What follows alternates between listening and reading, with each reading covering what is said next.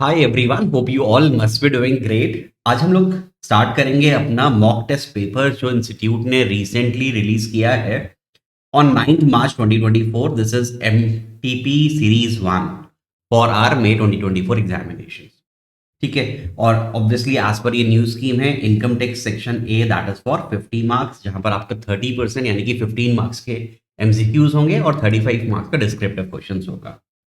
हम इस एमटीपी को पूरा डिटेल में डिस्कस करेंगे। इनफैक्ट मैं आपके साथ चाहूंगा कि मैं आपके साथ इसको सॉल्व करूं। आप सिर्फ इस वीडियो को देखें नहीं, साथ साथ में प्लीज जल्दी से अपना रजिस्टर, पेन, कैलकुलेटर लेकर आ जाइए और हम इसको साथ में सॉल्व करेंगे। करेक्ट, चलिए शुरू करते हैं। आई एम टेलिंग यू, अगर आपने अभी इनकम टैक्स पूरा रिवाइज भी नहीं किया है तो आई वुड सजेस्ट कि आप ये एमटीपी मेरे साथ सॉल्व करें और क्वेश्चंस करना शुरू करें अपने। बिकॉज इनकम टैक्स पढ़ने का सबसे अच्छा तरीका है, रिवाइज करने का सबसे अच्छा तरीका, आप ऐसा नहीं कि आप किसी भी चैप्टर को दोबारा से पढ़ें और सारे प्रोविजंस उसको बार बार रीड करें।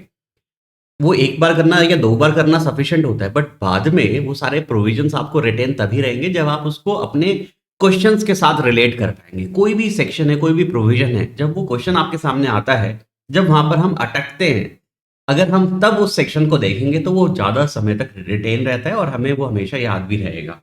ठीक है, तो this is the best way to revise your income tax. तो जल्दी चलिए शुरू करते हैं अपना mock test paper. This is तो सबसे पहले एमसीक्यूज हम डिस्कस करेंगे, मल्टीपल चॉइस क्वेश्चंस। फर्स्ट लिखा हुआ है, write the most appropriate answer to each of the following multiple choice questions by choosing one of the four options, all the questions are compulsory. आपको पता है कि MCQs तो compulsory रहेंगे 15 marks के इन सेक्शन ए। तो एक case based scenario है ये। मिस्टर कमल, एज 45 ईयर, सीनियर सिटीजन नहीं है, commence operation of the business of new 3-star hotel in Delhi on 1/4/2023। First line पढ़कर थोड़ा थोड़ा आइडिया लग गया कि ये सेक्शन 35 एडी की तरफ हमें ले जा रहा है। बिकॉज न्यू 3-स्टार होटल दिया गया, 2 स्टार और अबव कैटेगरी होटल है, तो यहाँ पर 35 एडी लगने वाला है। अब एक और बात ध्यान में आ जाएगी बैक ऑफ द माइंड कि हमें पता है 35 एडी डिफॉल्ट टैक्स रिजीम में तो मिलता नहीं है, ये सिर्फ ऑप्शनल टैक्स रिजीम में मिल सकता है। ठीक है, आगे बातें करते हैं। मैं साथ साथ में ना आपको कंसेप्ट्स भी रिवाइज कराता हुआ चलूंगा कि अच्छा, इस एम मल्टीपल चॉइस क्वेश्चंस करते समय या फिर इनफैक्ट बाकी क्वेश्चंस भी करते समय बीच बीच में अगर हमें कहीं पर भी लगेगा अरे यार ये सेक्शन हमें पहले तो किया था, अच्छे से आता था, अब वो याद नहीं आ रहा है, तो इट इज परफेक्टली फाइन। ठीक है, कुछ भी ज्यादा इसको बहुत ज्यादा दिल पर लेने की जरूरत नहीं है, बिकॉज ये सबके साथ होता है।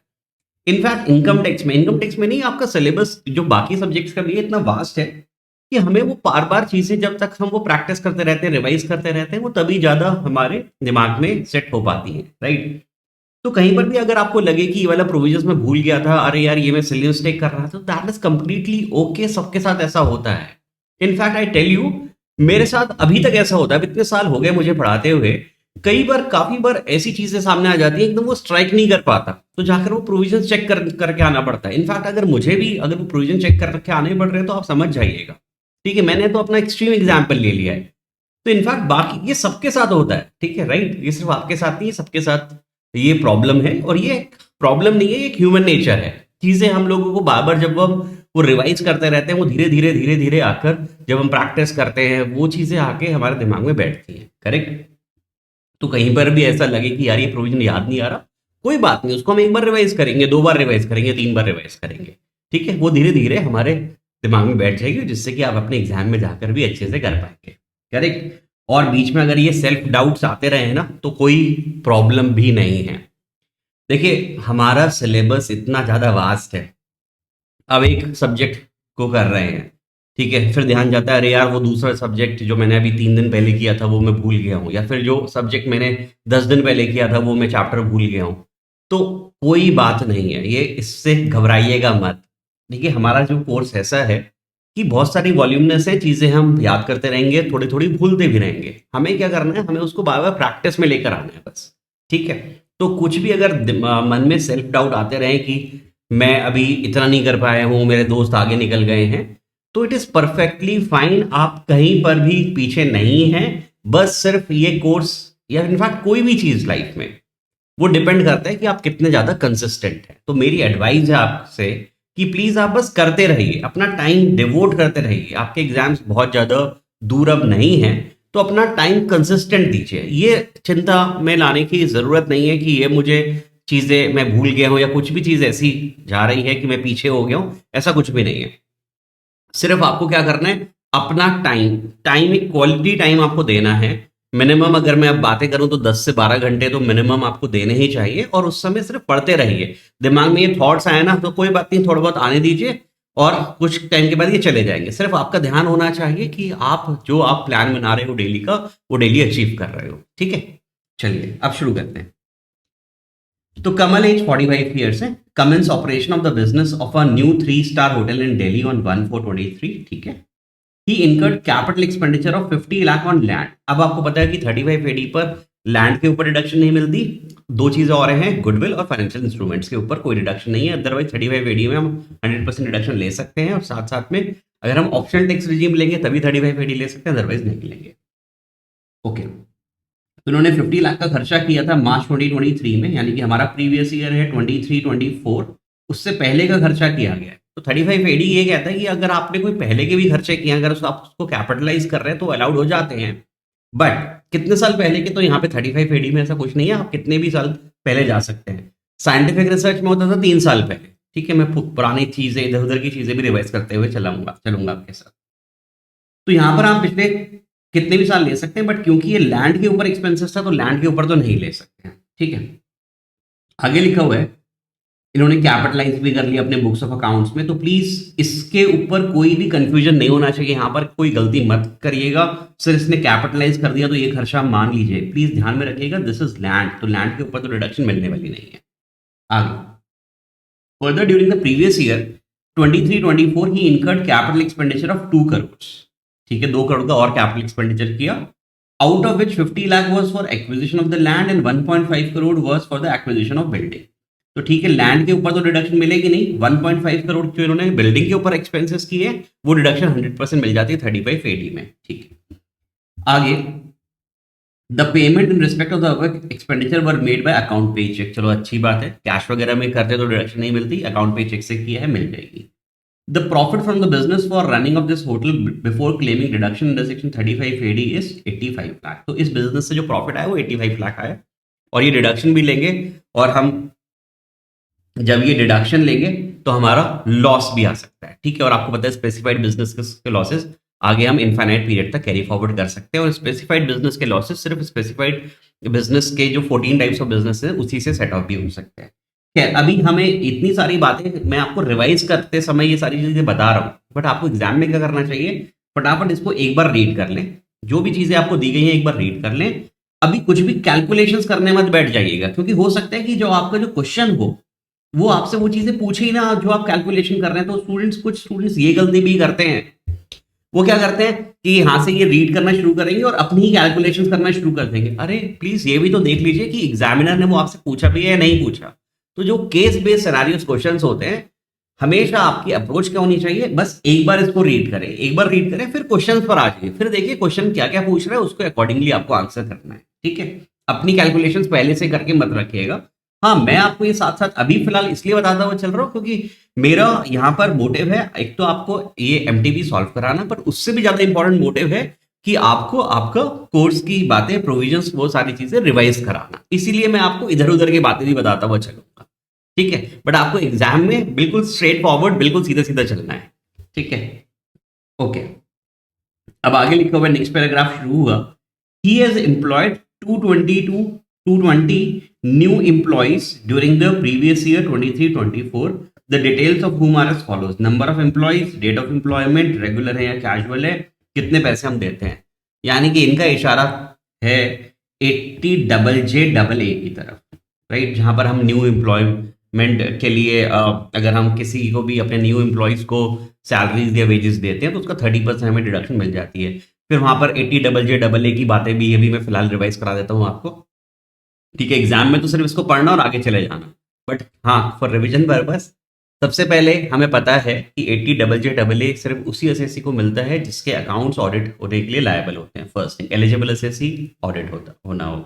दूसरी बात, सेकेंड, अगर हमने कोई भी न्यू वर्कमैन अपॉइंट करा है और उससे हमारे नंबर ऑफ एम्प्लॉयज बढ़ जाते हैं, तो जितना भी बढ़ जाते हैं उनको जो हम सैलरी या वेजेस पे करते हैं उसका 30% रिडक्शन मिल जाती है, प्रोवाइडेड ऐसे एम्प्लॉयज हमारे रेगुलर एम्प्लॉयज होने चाहिए, कैजुअल एम्प्लॉयज नहीं होने चाहिए, वो हमारे पीएफ में कंट्रीब्यूट करते हो, मिनिमम 240 डेज उन्होंने हमारे यहाँ पर काम किया हो, और आपको पता है वो लेदर फुटवेयर वगैरह में 150 डेज लेते हैं, ठीक है, और उनका जो हम सैलरी पे कर रहे हो वो 25,000 रुपीज पर मंथ से ज़्यादा ही ना, ठीक है। तो यहाँ पर भी हम देख लेंगे, तो यहाँ पर हमारे कुछ कैजुअल एम्प्लॉयज हैं, वो तो हम नहीं लेंगे उनकी डिडक्शन देने के लिए, अगर वो क्वेश्चन पूछेगा आपसे, ठीक है। अभी तो मैं आगे कैलकुलेशन नहीं कर रहा हूँ, अभी पहले मैं देखूंगा कि क्वेश्चन हमसे क्या पूछ रहा है। फिर जितने हमारे रेगुलर एम्प्लॉयज हैं उनके लिए हमें डिडक्शन मिल जाएगी, जिसकी भी सैलरी 25,000 रुपीज से ज़्यादा है उसके लिए नहीं मिलेगी, तो इसकी ठीक है, सेकेंड वाले के लिए भी ठीक है, लास्ट थर्ड वाला जो हमारा रेगुलर है उसकी भी 25,000 से ज़्यादा नहीं है, एलिजिबल तो है, बट फिर हमें ये देखना होगा कि इनका जो नंबर ऑफ डेज है मिनिमम 240 डेज आ रहे हैं या नहीं आ रहे, ठीक है, वो हम आगे देखेंगे। बट हाँ, हमें ये पता चल गया कि क्वेश्चन ने हमसे 80JJAA के बारे में भी इंफॉर्मेशन यहाँ पर दी हुई है। ओके, अब इसके बाद हमें बात समझ में आती है, आगे लिखा हुआ है all regular employees participate in RPF, ठीक है, हमारी वो कंडीशन पूरी होती है, and their emoluments are paid by account payee cheque, ये भी अच्छी बात है, अकाउंट पे चेक से आप पे करते हैं। His gross revenue from the hotel is 11 crore. अब देखो इनका ग्रॉस रेवेन्यू इस होटल से 11 करोड़ आ जाता है। अब यहां पर ये हमें एक इंडिकेशन दे रहा है कि इनका जो टर्नओवर है, जो हमारी ऑडिट की लिमिट होती है 1 करोड़, उससे ज्यादा का है, राइट। तो इसका मतलब इनका अकाउंट्स ऑडिट होने जरूरी है, तो इनको 80JJAA की भी डिडक्शन मिल सकती है, एलिजिबल एसएससी ये लग रहे हैं। Mister Camille has opted out, काफी इंपॉर्टेंट बात यहां पर इन्होंने बोल दी है कि this person has opted out of the default tax regime under section 115 BAC, यानी कि ये 35 AD की डिडक्शन के लिए एलिजिबल हैं, बिकॉज ये डिफॉल्ट टैक्स रिजीम को ऑप्ट नहीं कर रहे हैं, राइट, ऑप्ट आउट कर रहे हैं। और 80JJAA की जो डिडक्शंस होती है वो तो खैर डिफॉल्ट टैक्स रिजीम से भी मिल जाती है, 3 डिडक्शंस होती हैं चैप्टर 6 से की जो डिफॉल्ट टैक्स रिजीम से मिल जाती हैं। एक तो होती है CCD2 deduction, new pension scheme वाली, एम्प्लॉयर कॉन्ट्रीब्यूशन, CCH2 जो नया सेक्शन आया है अग्निवीर कॉर्पस फंड के लिए, तो जो एम्प्लॉयर का कॉन्ट्रीब्यूशन है, सेंट्रल गवर्नमेंट का कॉन्ट्रीब्यूशन है, वो डिडक्शन मिल जाती है CCH2, और थर्ड वाला 80JJAA। बस यही 3 डिडक्शन हैं जो डिफॉल्ट टैक्स रिजीम में मिलती है। ये भी रिवाइज हो गया आपको साथ साथ में, आगे चलते हैं। मिस्टर कमल, मुझे लगता है ये वाला लेक्चर थोड़ा ज़्यादा लंबा होने वाला है, क्योंकि मैं काफ़ी सारी चीज़ें आपको सिर्फ इस मैंने जैसे बोला कि मैं सिर्फ इसकी डिस्कस नहीं करूंगा, साथ साथ में आपको इधर उधर की बातें भी रिवाइज कराता हुआ चलूंगा। Mister Kamal also has another existing business of running a 4-स्टार hotel in Ahmedabad. इनका एक अलग से एक 4-स्टार होटल है, यानी कि इनके पास एक और स्पेसिफाइड बिजनेस है, विच कमेंस ऑपरेशंस 20 years बैक, ठीक है। The profits from this was 140 lakh during this year. तो अब हमें समझ में आया जो इनका पहले वाला बिजनेस है, जो होटल का था, जो इन्होंने नया होटल ओपन किया था, अगर वहां से लॉस आ जाए तो वो लॉस इस प्रॉफिट से भी सेट ऑफ हो सकता है। चलिए, based on the facts of the case scenario given above, choose the most appropriate answer to the following questions. अब यहां से हम क्वेश्चंस पढ़ना शुरू करते हैं, यानी कि आपको एग्जाम में क्या करना चाहिए था, बस सिर्फ एक बार रीड करते हैं अपना केस और फिर क्वेश्चंस की तरफ आ जाइए। तो यहां से हमसे पूछा गया है, फर्स्ट क्वेश्चन ये कहते हैं, assuming that Mr. Kamal has fulfilled all the conditions specified for claim of deduction under section 35 AD की सारी कंडीशन satisfied। अच्छा, मिल जाएगा इनको, हाँ जी मिल जाएगा, डिफॉल्ट टैक्स रिजीम तो ये ले नहीं रहे हैं, मिल जाएगा। and has not claimed any deduction under chapter 6 से under the heading C deduction in respect of certain income, ये चैप्टर 6 की भी, चैप्टर 6 ए की भी अंडर द हेडिंग सी की कोई डिडक्शन नहीं लेते हैं। What would be your quantum of deduction under section 35 AD which he is eligible to claim as deduction for assessment year 24-25?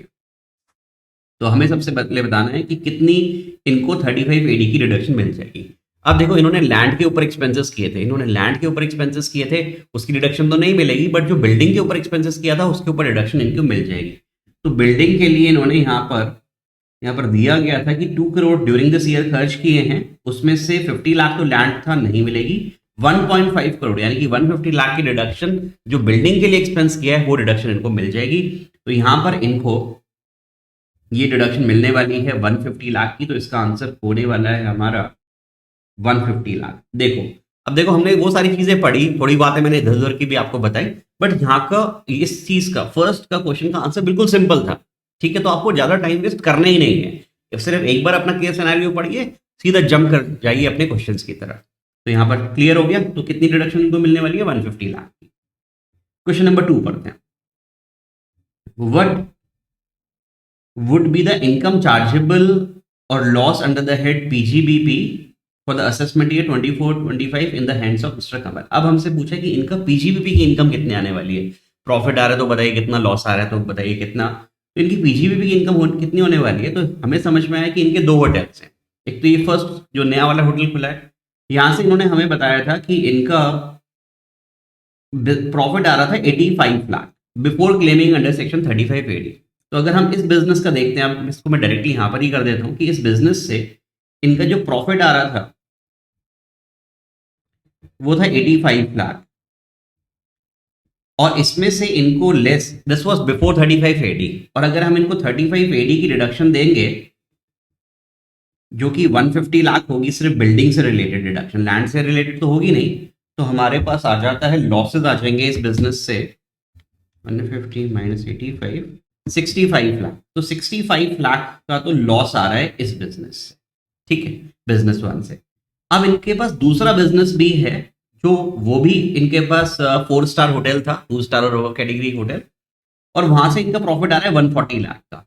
तो क्या वो 65 लाख वाला जो लॉस है वो इस 140 लाख से हम सेट ऑफ कर सकते हैं? बिल्कुल कर सकते हैं, कोई प्रॉब्लम नहीं है, स्पेसिफाइड बिजनेस है। तो हमारे पास यहाँ पर 140 लाख का प्रॉफिट है और 65 लाख का लॉस था। आप इसको सेट ऑफ कर सकते हैं आराम से। 75 लाख हमारे पास इनकम आने वाली है फ्रॉम पीजीबीपी। देख लीजिए 75 लाख हमारे पास है, तो 75 लाख की रिडक्शन, सॉरी यहाँ पर इनकी पीजीबीपी की इनकम आने वाली है। ठीक है, हो गया सेकंड, कितना इजी था। थर्ड, ओके सर आपको तो इजी लगेगा ही, ठीक है, हमसे पूछे, मैं बताऊं ये इजी है, ठीक है, ये इतना मुश्किल नहीं था। Would Mr. Kamal be eligible for deduction under section 80JJAA in assessment year 24-25? If so, what is the quantum of deduction? क्या इनको 80JJAA की भी डिडक्शन मिल जाएगी? अब यहां पर ये एक ट्रिकी क्वेश्चन आ गया, यहां पर एक ट्रिकी क्वेश्चन आ गया, क्या इनको 80JJAA की डिडक्शन मिलेगी या नहीं मिलेगी? अब स्टूडेंट्स क्या करेंगे, स्टूडेंट्स ये देखना शुरू करेंगे, सर यहाँ पर सबसे पहले देखिए 240 डेज से ज्यादा कितना दिन काम किया है, कितने एम्प्लॉयज ने, तो 40 एम्प्लॉयज ने फर्स्ट जून का मतलब हो गया ऑलमोस्ट अप्रैल और मई हटा दीजिए, 10 मंथ्स यहाँ पर काम हुआ है। 10 मंथ्स का मतलब हाँ सर 240 डेज से ज्यादा ही हो जाएगा। यहाँ पर 1 जुलाई से, 1 जुलाई मतलब 9 मंथ्स हो जाएगा, 9 मंथ्स को 30 से भी मल्टीप्लाई कर देता हूँ रफली, तो 270 डेज आता है, ये भी 240 डेज हो जाएगा, ये भी 240 डेज से ज्यादा, ये भी 240 डेज से ज्यादा। ये तो कैजुअल एम्प्लॉयज है, इनके लिए नहीं करेंगे। ये एम्प्लॉय रेगुलर है बट इनकी ज्वाइनिंग हुई है सितंबर से अगर मैं कैलकुलेट करूंगा तो 7 मंथ्स बनेगा। 7 मंथ्स को मैं रफली 30 डेज से करता हूं तो 210 डेज आ रहा है, 240 डेज होंगे नहीं, इसका मतलब यहां पर नहीं मिलेगी डिडक्शन, कैजुअल वाले की तो मिलेगी नहीं, तो यानी कि ये 2 लोगों की मिल सकती है डिडक्शन। ठीक है, अब हम क्या करेंगे, ठीक है, जनरली कुछ स्टूडेंट्स क्या कर सकते हैं, सीधा 24,000 इंटू 40 एम्प्लॉयज और कितने दिन के लिए, 10 महीने के लिए उनकी सैलरी निकालेंगे, उसका फिर 30%। यहाँ पर 24,500 into 12, sorry into how many months, into 9 months, July onwards, into 80 employees, उसका 30% निकालेंगे और डिडक्शन दे देंगे। बट प्लीज याद कर लीजिएगा, अगर आप 35AD की डिडक्शंस ले रहे हैं, अगर आप 35AD की डिडक्शंस ले रहे हैं, तो उस केस में जो हमारी हेडिंग सी है, हेडिंग सी में हमारे पास सेक्शंस आते हैं स्टार्टिंग फ्रॉम 80I से लेकर 80 RRB। ऑल्दो हमारे सारे के सारे कोर्स में IA से लेकर 80 RRB ये सारे सेक्शंस आते हैं, हमारे कोर्स में ऑलमोस्ट ज्यादातर इसमें से सेक्शन नहीं है। इंटरमीडिएट में हमारे पास QQ होता है, RRB होता है और 80JJAA होता है, बट वो ये सारे के सारे सेक्शंस फॉल करते हैं हमारे हेडिंग सी में। तो इनको प्लीज आपको ये सब कैलकुलेट ही नहीं करना है, क्योंकि 80JJAA की रिडक्शन इस केस में मिलेगी ही नहीं, क्योंकि यहां पर हमारा एसएससी 35AD की रिडक्शन ले रहा है। तो ये एक ट्रिकी क्वेश्चन था इंस्टीट्यूट की तरफ से। तो would mister Kamal be eligible for deduction under section 80JJAA? नहीं जी नहीं, no he would not be eligible for deduction under 80JJAA। क्यों? क्योंकि वो ऑलरेडी हमारा 35 एडी की रिडक्शन ले रहे हैं तो वो 80 डबल जे डबल ए की रिडक्शन नहीं ले पाएंगे। ये ट्रिकी क्वेश्चन था, ठीक है। अब आप समझ गए होंगे। अब ये बातें आई एम प्रीटी श्योर ये बातें हम भूल गए होंगे, ठीक है, ये बातें हम भूल गए होंगे। स्टूडेंट्स प्लीज आप ये बातें शायद भूल गए हो सकता है कुछ स्टूडेंट को याद हो, कुछ स्टूडेंट भूल भी गए होंगे। It is perfectly fine. तो वो चीजें जब आप रिवाइज करेंगे, अब देखो एक बार आपने कर लिया, अब जब ये एग्जाम में आएगा तब वहां पर गलती नहीं करेंगे। तो जितनी गलती करनी है वो हमें प्रैक्टिस के टाइम पर करनी है। वहां पर हम मिनिमम, वहां पर भी गलतियां होंगी, ऐसे नहीं है कि वहां पर गलतियां नहीं होंगी, वहां पर भी गलतियां होंगी, बट बिल्कुल मिनिमम गलतियां, ठीक है। ओके, आ जाइएगा सेकेंड क्वेश्चन पर। सेकेंड क्वेश्चन कहता है mister Arvind, an Indian citizen wants to file his ROI for the previous year 23-24, ठीक है जी, अपनी रिटर्न फाइल करना चाहते हैं ये। He required assistance for which he has approached you. He has shared the following details for the relevant to previous year 23-24, ठीक है। अपनी मिस्टर अरविंद अपनी एक इंडियन सिटीजन है, अपनी ROI फाइल करना चाहते हैं। Mister Arvind owned a house property in Bangalore, ठीक है, इनकी बेंगलोर में एक हाउस प्रॉपर्टी है and it was rented out for 65,000 per month to Arjun, ठीक है। अरविंद ने अपना ये 65,000 रुपीज पर मंथ पर अपनी बिल्डिंग लेट आउट की हुई है, ठीक है, और अर्जुन एक सैलरीड एम्प्लॉयड है, okay. he claims that this was the only income which he earned during the previous year 23-24। Arvind का कहना है कि सर मेरी तो सिर्फ इतनी ही इनकम आती है और कोई इनकम नहीं आती है, ठीक है। However, when you had sought for his bank statement, you observed the following information additionally। तो आपने जब इनकी बैंक स्टेटमेंट मंगाई तो आपको कुछ एक्स्ट्रा इंफॉर्मेशन मिली। जरा देखते हैं कि आपको क्या क्या इंफॉर्मेशन मिली है। तो सबसे पहले लिखा हुआ है there is a credit of 23,975 towards income tax refund. आपको देखा कि इनकी बैंक स्टेटमेंट में 23,975,000 रुपीज आए हुए हैं। आपने पूछा भाई साहब ये पैसे कहां से आए हैं, तो पता चला कि आपका इनकम टैक्स रिफंड आया है। तो इनकम टैक्स रिफंड तो हमारी इनकम होती नहीं, तो इसको तो हम हटा सकते हैं, कोई प्रॉब्लम नहीं है इससे हमें। Which includes 5775 towards interest on income tax refund. Income tax refund हमारी इनकम नहीं होती, बट उसके ऊपर जो इंटरेस्ट अर्न करते हैं वो हमारी आईएफओएस की इनकम होती है। तो इस 23,975 में से जितना रिफंड था वो तो इनकम नहीं बनेगी, बट जितना इंटरेस्ट था दिस अमाउंट, ये हमारा दिस अमाउंट 5775 ये तो हमारी आईएफओएस की इनकम बनेगी। यानी कि इनकी हाउस प्रॉपर्टी की इनकम आएगी, दूसरी आईएफओएस की इनकम आएगी। चलिए आगे बढ़ते हैं। I am sorry, on 15th August 2023 the bank statement showed a credit of 55,000। तो इनके बैंक अकाउंट में हमें 55,000 रुपीज और मिले। हमने पूछा किस चीज के हैं ये, which he claimed to have received as a gift from his grandchildren on his 60th birthday। अब देखो यहां पर चुपके से इंस्टीट्यूट ने दो बातें यहां पर आपको बता दी। पहली चीज तो सीधी सीधी सिंपल दिख रही है कि इनके ग्रैंड चिल्ड्रन से इनको गिफ्ट मिला है 55,000 रुपीज का। ये हमें समझ में आता है कि हमारे लीनियर असेंडेंट से या लीनियर डिसेंडेंट, ठीक है, ग्रैंड चिल्ड्रन की लीनियर डिसेंडेंट हो गए, उनसे अगर हमें गिफ्ट मिलता है तो दैट इज एग्जाम। तो 55,000 रुपीज हमारी इनकम नहीं बनने वाली। दूसरी बात जो इंस्टीट्यूट ने बिल्कुल सीक्रेटली हमें बता दी, साइलेंटली बता दी, ऑन हिज 60th बर्थडे, यानी कि असेसी एक सीनियर सिटीजन है, ठीक है, इतना भी समझ में आ गया, असेसी एक senior citizen, okay. On further assessment you were able to understand that Arvind and his wife had traveled to Mauritius, foreign travel भी हुआ है, during the previous year 23-24 to spend some time with their son who is staying in Mauritius। तो mister Arvind और उनकी wife अपने बेटे के पास रहने के लिए मॉरिशस भी गए थे इस साल। On scrutiny of their passport, आपने इनका पासपोर्ट भी मंगाया देखने के लिए किस दिन ये गए, किस दिन वापस आए, ये सब चीजें चेक करने के लिए। On scrutiny of their passport and relevant documents you conclude that they had left India on 27 September 2023। Okay, India से ये गए 27 सितंबर को और वापस आते हैं ऑन 31 मार्च 2024 को, बिल्कुल last day of the previous year वापस आए, ठीक है। यानी कि शायद ये हमसे क्वेश्चन रेसिडेंशियल स्टेटस का भी पूछने वाला है। During the 4 years preceding the previous year 23-24, अच्छा पुराने 4 साल पहले का भी हमें डेटा दिया गया है। They both stayed in India for 320 days, यानी कि पिछले 4 साल में इनका इंडिया में स्टे, यहां पर 320 ईच ईयर लिखा हुआ है या सिर्फ 320 डेज लिखा हुआ है? यहाँ पे 320 डेज लिखा हुआ है पूरा का पूरा, राइट। तो इसका मतलब पिछले 4 साल में इनका टोटल स्टे 320 डेज का था। Okay, prior to that they had been staying only in India. ठीक है, उससे पहले ये सिर्फ इंडिया में रहते थे, यानी कि पिछले 4 साल में ये 320 डेज इंडिया में थे। ओके, अब एक बार हमने यहां पर पूरा का पूरा केस पढ़ लिया, अब अपने क्वेश्चंस पर जंप करते हैं। Based on the fact of the case scenario given above, choose the most appropriate answer to the following questions. बताइए जी, फर्स्ट क्वेश्चन हमसे पूछा गया, what is the residential status of Arvind for the previous year 23-24। तो पहली चीज उसने पूछ ली कि उनका रेसिडेंशियल स्टेटस बता दो बस, ऑर्डिनरी है, नॉट ऑर्डिनरी, नॉन रेसिडेंट है, या डीम्ड रेसिडेंट है बट नॉट ऑर्डिनरी है। तो सबसे पहले हम इनके नंबर ऑफ डेज चेक करेंगे, तो हमें रफली है, एमसीक्यू है तो बिल्कुल रफली हम इसको सॉल्व करेंगे। तो सबसे पहले ये इंडिया में इस साल 27 सितंबर 2023 से को चले गए थे। जिस दिन गए उस दिन का भी डेट हम इंक्लूड करते हैं, और जिस दिन आए उस दिन की भी डेट हम इंक्लूड करेंगे। सबसे पहले इनका स्टे हम देख लेते हैं।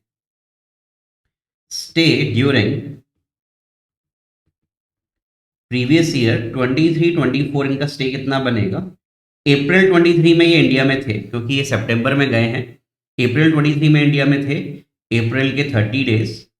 मई 23 में भी इंडिया में थे 31, जून 23 30 डेज, जुलाई में 31, अगस्त में फिर 31, और सितंबर में जिस दिन ये गए थे उसको भी इंक्लूड कर लीजिएगा, 27 सितंबर तक इंडिया में थे।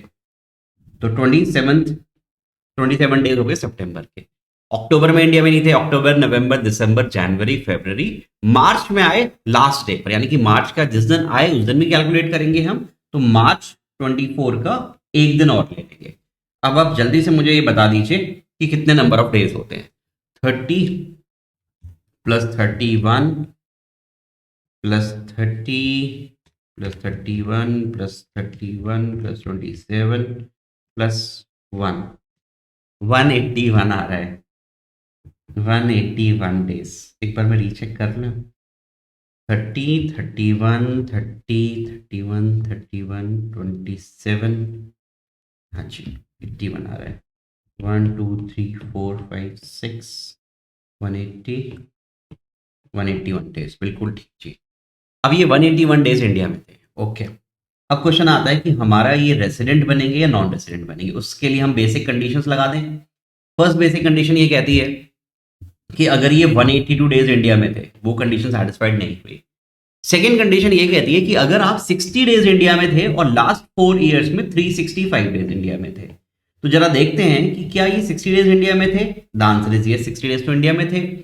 अच्छा, दूसरी कंडीशन ये भी आ जाती है कि 60 डेज की कंडीशन लगाते समय ये देखेंगे कहीं एक्सेप्शन में तो नहीं आ रहे, कहीं ऐसा तो नहीं है crew member of Indian ship है, कहीं ऐसा तो नहीं है ये एम्प्लॉयमेंट करने के लिए या बिजनेस करने के लिए बाहर गए थे, तो ऐसा कुछ भी नहीं है। तो यहाँ पर दिया गया कि वो तो बेटे से मिलने के लिए गए थे। क्या ये विजिट करने के लिए इंडिया आए थे? नहीं सर, ये तो इंडियन सिटीजन है, तो इंडिया ही रहते हैं। तो इसका मतलब ये एक्सेप्शंस में तो नहीं आते। 60 डेज इनके लिए देख सकते हैं, तो 60 डेज हम इनके लिए देख सकते हैं। 60 डेज वाली कंडीशन भी पूरी नहीं होती है। क्यों? 60 डेज वाली कंडीशन वैसे तो पूरी हुई, बट लास्ट 4 ईयर्स के 365 डेज वाला पूरा नहीं हुआ। ठीक है, वो पूरा नहीं हुआ क्योंकि लास्ट 4 ईयर्स में ये सिर्फ 320 डेज इंडिया में थे। तो इसका मतलब बेसिक कंडीशन दोनों ही सेटिस्फाइड नहीं कर रही हैं। अब एक सेकंड के लिए और रुक जाइए।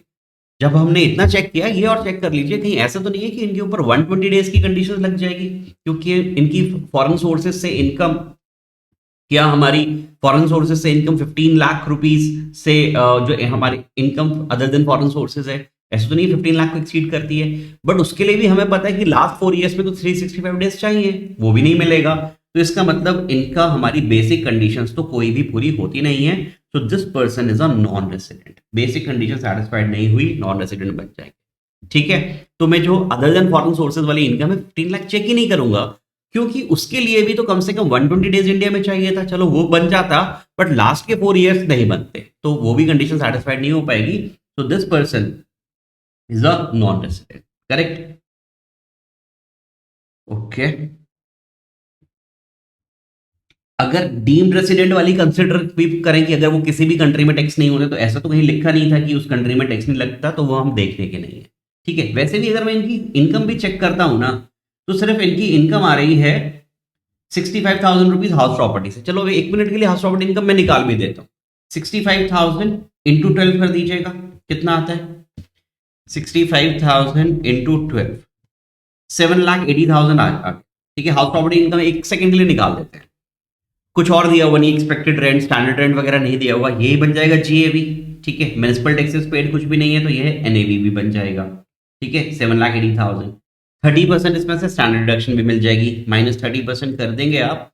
ठीक है, इंटरेस्ट वगैरह तो है नहीं, तो 5,46,000 इनकी इनकम बन जाती है हाउस प्रॉपर्टी से, राइट। और कुछ 5,000 की आसपास इनका कुछ आ रहा था इंटरेस्ट, जो इनकम टैक्स रिफंड से आ रहा था, तो इनकम भी 15 लाख से ऊपर नहीं बनेगी, तो डीम्ड रेसिडेंट वाले भी कंसेप्ट यहाँ पर आ नहीं रहे हैं। Simple this person would be a non resident.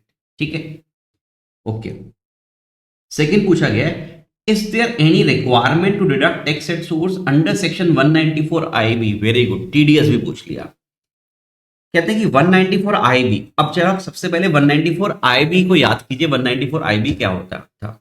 194 IB होता था कि अगर आप रेंट पे करते हो, 50,000 रुपीज से ज्यादा का, ठीक है, और अगर आप 194 आई में फॉल नहीं कर रहे, जनरली 194 आई में जो कंपनीज होती हैं, पार्टनरशिप फर्म्स होती हैं, जब वो रेंट पे करती हैं 2.4 लाख रुपीज से ज्यादा का, जब वो टीडीएस डिडक्ट करती हैं, इंडिविजुअल और एचयूएफ टीडीएस डिडक्ट कर सकते हैं 194 आई में, अगर उनके लास्ट ईयर के अकाउंट्स ऑडिट हुए होते हैं। ठीक है, बट यहाँ पे टीडीएस पे कौन कर रहा है? यहाँ पर टीडीएस एक व्यक्ति पे कर रहा था जो एक सैलरीड एसएससी था,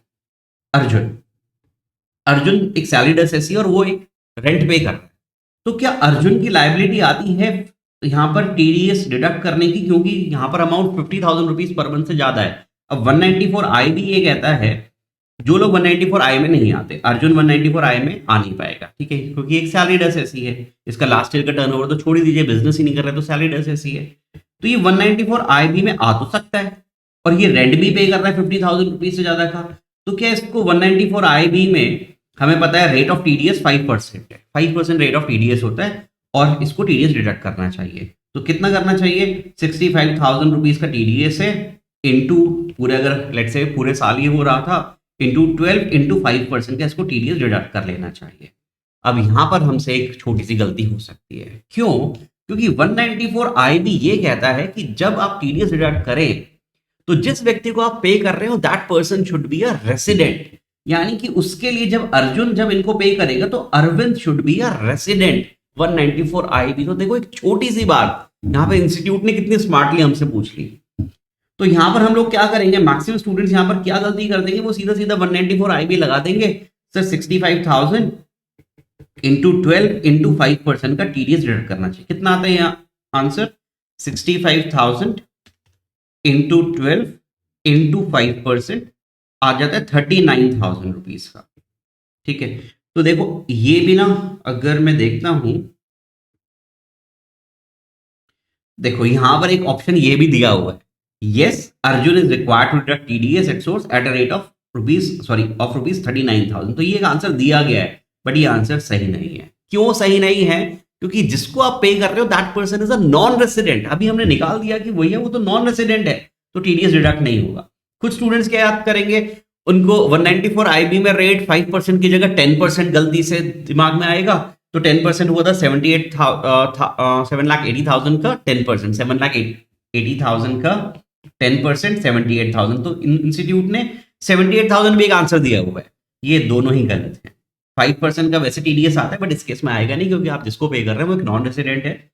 तो आंसर आएगा इसका ए गिवन है, no there is no requirement to deduct TDS at source since mister Arjun is a salaried employee. नहीं, ऐसा तो नहीं है, अर्जुन अगर सैलरीड भी होते तो 194 आईबी लग जाता, बट अगर जिसको पे कर रहे हैं that person should be a resident.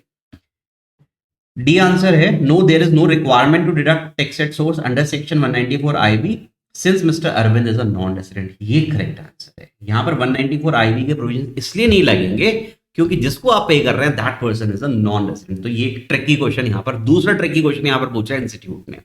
First tricky question AA वाला था, दूसरा ट्रिकी क्वेश्चन यहां पर ये पूछ लिया। ठीक है, तो अब इससे, अब देखो, आई अंडरस्टैंड मैक्सिमम स्टूडेंट्स को ये बातें एकदम स्ट्राइक नहीं हुई होगी, and which is very normal, but अब आपको समझ में आ गया। अब मैक्सिमम आप लोगों को क्या करना चाहिए, एक मिनट के लिए इस वीडियो को पॉज कर दीजिएगा यहां पर, जल्दी से एक बार जहां से भी आप पढ़ रहे हैं वहां पर वो बुक खोलिए। अगर आपने मेरी हैंड रिटन बुक डाउनलोड की हुई है तो वहां से आप इजीली आप लोग वेबसाइट से हैंड रिटन बुक डाउनलोड कर सकते हैं। आप वहां पर खोलिए, फटाफट 194 आईबी पर आ जाइए, टीडीएस के चैप्टर पर, और वहां पर देखिए, या फिर जिस भी बुक से आप पढ़ते हैं वहां पर देखिए कि 194 आईबी में लिखा क्या हुआ था। जो पेई है, जो रिसीवर है, that person should be a resident, तभी 194 आईबी लगता है, अदरवाइज नहीं लगता। तो यहां पर हम 194 आईबी नहीं लगाएंगे। ठीक है, थर्ड क्वेश्चन पर आ जाए। थर्ड कहता है which of the following statement is correct with respect to advance tax liability of urban. अच्छा, क्या इनको एडवांस टैक्स, देखो 3 क्वेश्चंस पूछे एमसीक्यूज में और बिल्कुल इधर उधर के क्वेश्चंस पूछ डाले इंस्टीट्यूट ने, तो थर्ड क्वेश्चन पूछ दिया एडवांस टैक्स का। अब हमें पता है कि एक असेसी एक सीनियर सिटीजन है, असेसी एक सीनियर सिटीजन है, और हम लोग जानते हैं कि अगर एक असेसी सीनियर सिटीजन है तो उसकी एडवांस टैक्स की लायबिलिटी नहीं आती अगर उसकी पीजीबीपी की इनकम नहीं होती। तो यहाँ पर तो एक हमारी हाउस प्रॉपर्टी की इनकम आ रही है, दूसरी आईएफओएस की इनकम आ रही है, पीजीबीपी की इनकम हमारी है नहीं। तो क्या इनको एडवांस टैक्स की लायबिलिटी नहीं आएगी? द आंसर इज आ सकती है, क्योंकि आप वो सीनियर सिटीजन वाली चीजें, मैं हमेशा एक चीज कहता हूं, ठीक है, एक थंब रूल बना लीजिएगा इनकम टैक्स में। जो सीनियर सिटीजन की एडवांटेज है ना इनकम टैक्स में तभी मिलती है जब असेसी एक रेसिडेंट होता है। अगर असेसी नॉन रेसिडेंट है तो वो सीनियर सिटीजन वाली एडवांटेज नहीं मिलती है। तो क्या यहाँ पर एडवांस टैक्स के प्रोविजन आ सकते हैं? आ सकते हैं, बिल्कुल आ सकते हैं। तो हम ये नहीं कह सकते सर सीनियर सिटीजन है, पीजीबीपी की इनकम नहीं है तो एडवांस टैक्स के प्रोविजन मत लगाइए। वो सीनियर सिटीजन में हमेशा पूरे इनकम टैक्स में, ये तो बिल्कुल आंख बंद करके याद कर लीजिएगा, पूरे इनकम टैक्स में जहां पर भी सीनियर सिटीजन को एडवांटेज दी गई है वहां पर ये जरूरी है कि that person should B senior citizen plus साथ साथ में रेसिडेंट। तो यहां पर वो सीनियर सिटीजन वाली एडवांटेज तो मिलेगी नहीं। दूसरा, हमारा एडवांस टैक्स की हमारी ऑब्लिगेशन फिर कब आती है? जब हमारी जो लायबिलिटी है टैक्स पे करने की वो 10,000 रुपीज या उससे ज्यादा की आ जाए। तो जरा देखते हैं कि यहां पर हमारी लायबिलिटी 10,000 रुपीज से ज्यादा की आएगी या नहीं आएगी। Which of the following statement is correct in respect of the advance tax liability? Advance tax liability shall not arise to Arvind since he is a non resident. ऐसा तो कुछ नहीं होता कि जो नॉन रेसिडेंट होंगे उनको एडवांस टैक्स नहीं देना होता, ये तो कुछ नहीं है। ठीक है, फर्स्ट तो सही नहीं है। Advance tax liability shall not arise since Arvind is a resident senior citizen and he has no income chargeable under that PGBP. नहीं जी, अरविंद रेसिडेंट भी नहीं है, तो ए भी नहीं आएगा, बी भी नहीं आएगा। ए क्यों नहीं आया? ए में लिखा हुआ था क्योंकि वो नॉन रेसिडेंट है इसलिए एडवांस टैक्स की लायबिलिटी नहीं आती। ऐसा तो कुछ नहीं है, रेसिडेंट नॉन रेसिडेंट की दोनों की आ सकती है एडवांस टैक्स की liability. Advance tax liability shall arise since he is a non resident. अच्छा, अगर ये नॉन रेसिडेंट है तो क्या एडवांस टैक्स की लायबिलिटी अराइज होगी? ऐसा भी नहीं है कि हर कोई नॉन रेसिडेंट, अरे अगर उसकी लायबिलिटी 10,000 से ज्यादा की नहीं आ रही, चाहे वो नॉन रेसिडेंट भी क्यों ना हो, आप एडवांस टैक्स क्यों लगाइएगा उसके ऊपर? तो ऐसा बिल्कुल भी नहीं है कि हर कोई व्यक्ति नॉन रेसिडेंट है। तो जब भी आप नॉन रेसिडेंट को देखें आप बोले अरे बॉस तूने इनकम टैक्स क्यों नहीं पे, एडवांस टैक्स क्यों नहीं पे किया इंडिया में? अरे उसकी लायबिलिटी तभी आएगी जब उसका 10,000 या उससे ज्यादा की उसकी टैक्स पेबल बनता है। तो ठीक है, तो यहां पर ये भी ठीक नहीं है। तो वैसे तो ये ठीक होने वाला है, बट एक बार चेक कर लेता हूँ कि 10,000 इनका आ भी रहा है नहीं आ रहा है। पहले यहां पर कुछ ऐसा लिखा हुआ है कि कौन सी स्कीम ये फॉलो कर रहे हैं। कहीं पर ऐसा लिखा है कि न्यू टैक्स रिजीम ले रहे हैं या ऑप्शनल टैक्स रिजीम ले रहे हैं।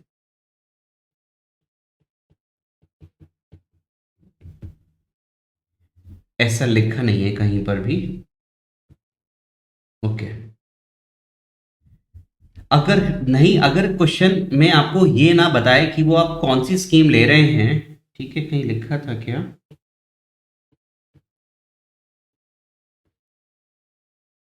नहीं स्टूडेंट्स, लिखा हुआ नहीं है बच्चों। ठीक है,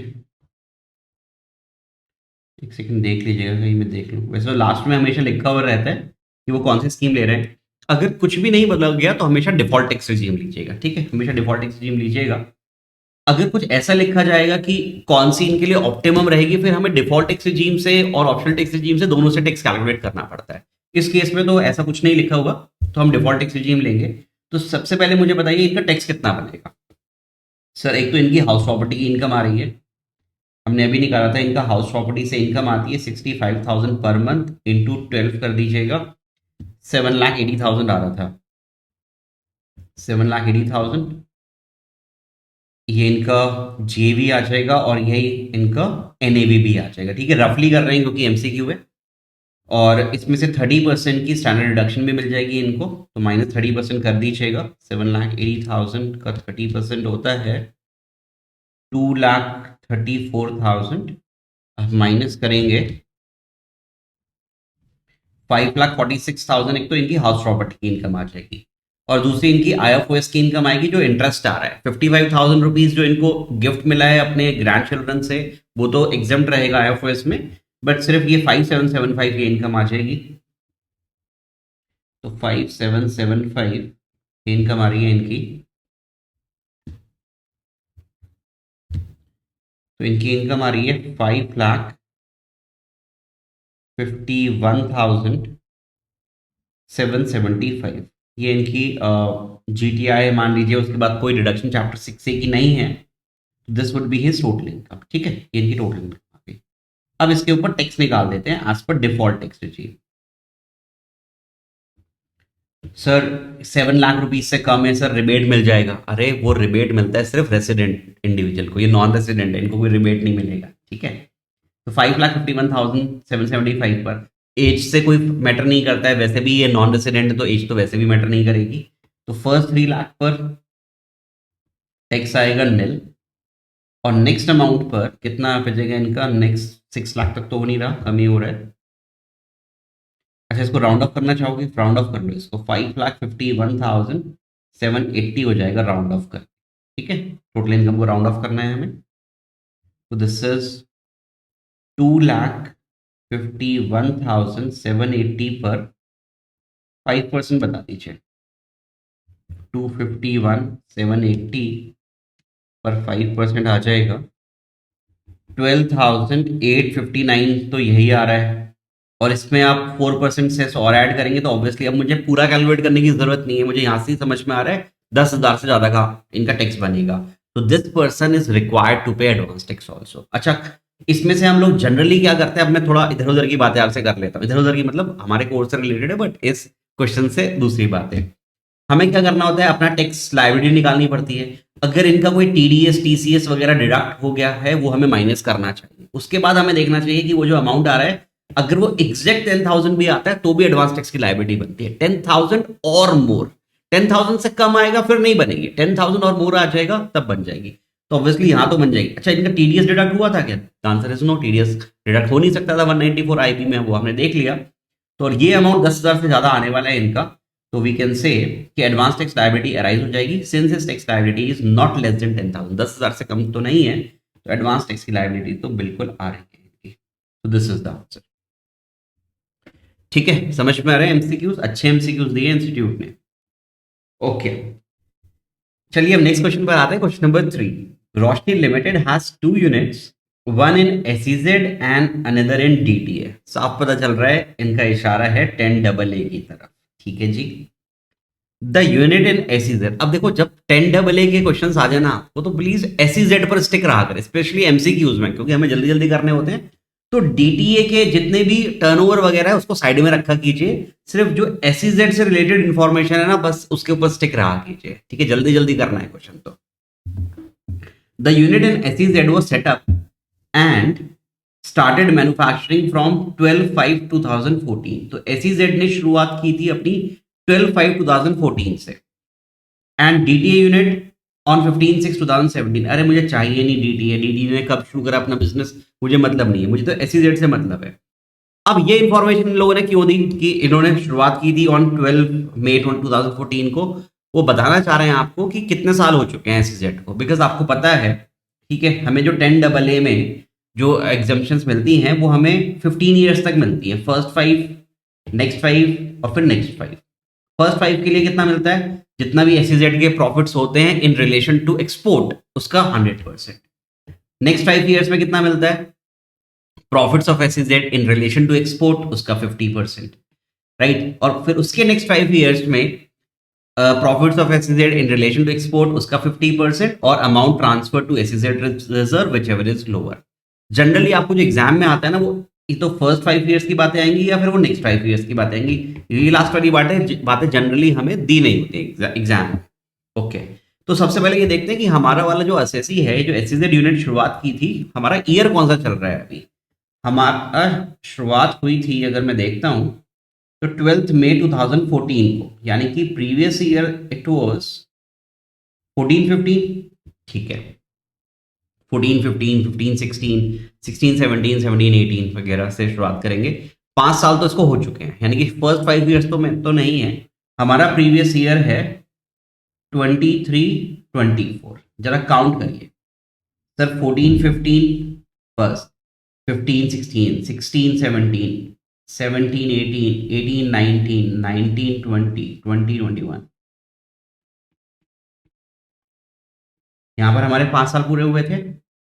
19-20, 20-21, 21-22, 22-23, 23-24, यहाँ पर हमारा आ रहा है, यानी कि this is are 6, 7, 8, 9, 10th year.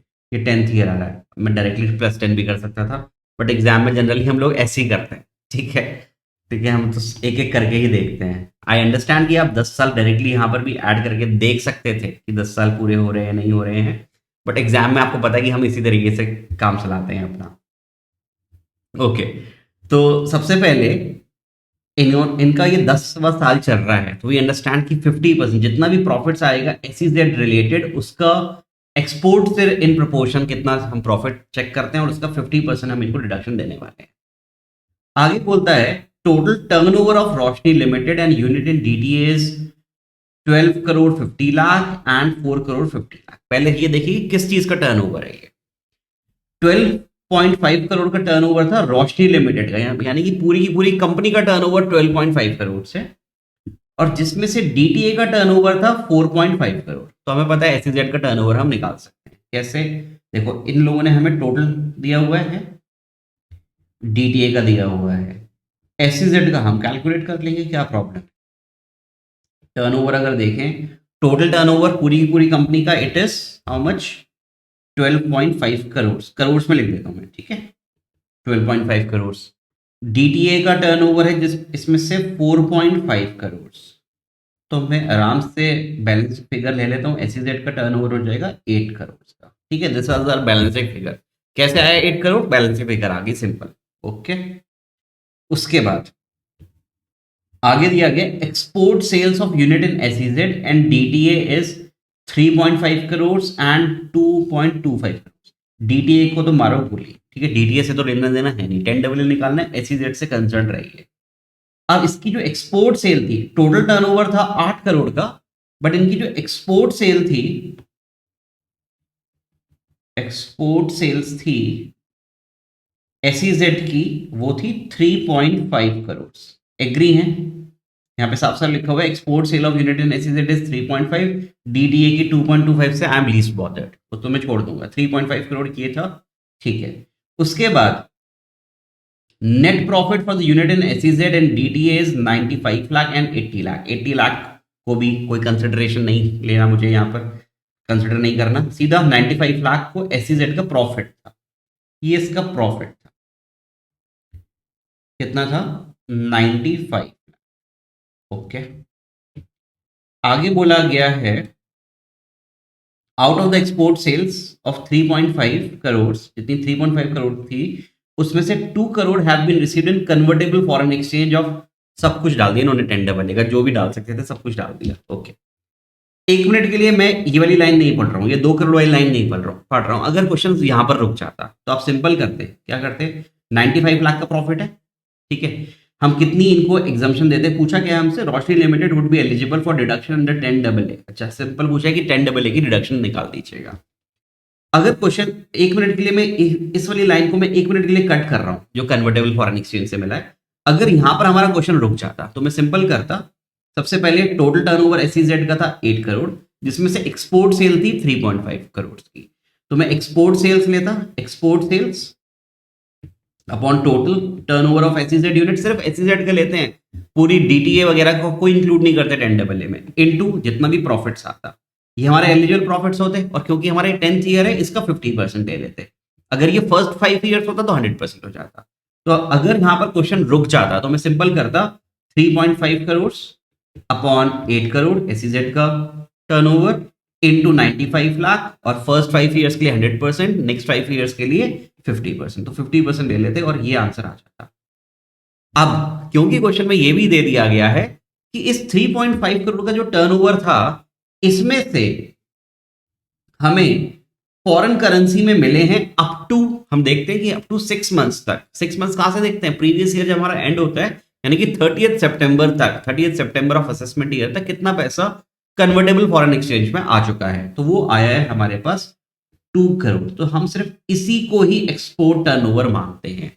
तो हमें क्या देखना होता है? 10AA याद कर लीजिएगा ये बातें, कि जितना भी हमारे पास फॉरेन करेंसी में पैसा आ जाता है with in 6 months from the end of the previous year, that is 30 सितंबर तक, हम सिर्फ उतना ही लेते हैं। हाँ, थोड़ी बहुत एक्सटेंशन अगर आरबीआई ने प्रोवाइड कर दी है तो फिर तो हम वो उतनी एक्सटेंशन भी ले लेते हैं, बट यहाँ पर आरबीआई की एक्सटेंशन जैसी बातें नहीं लिखी हुई थी, तो फिर सिंपल आप 6 मंथ तक जितना आया उसी को हम टर्नओवर मानते हैं। तो अब यहाँ से हम 3.45 करोड़ का टर्नओवर भी इररिलेवेंट हो जाता है। सिर्फ ये 2 करोड़ का ही से ही हम लोग अब इस क्वेश्चन को सॉल्व करने वाले हैं। हम मानेंगे जो हमारा एक्सपोर्ट का टर्नओवर था वो सिर्फ 2 करोड़ ही था, 3.5 नहीं था। तो अब क्या आएगा हमारा आंसर?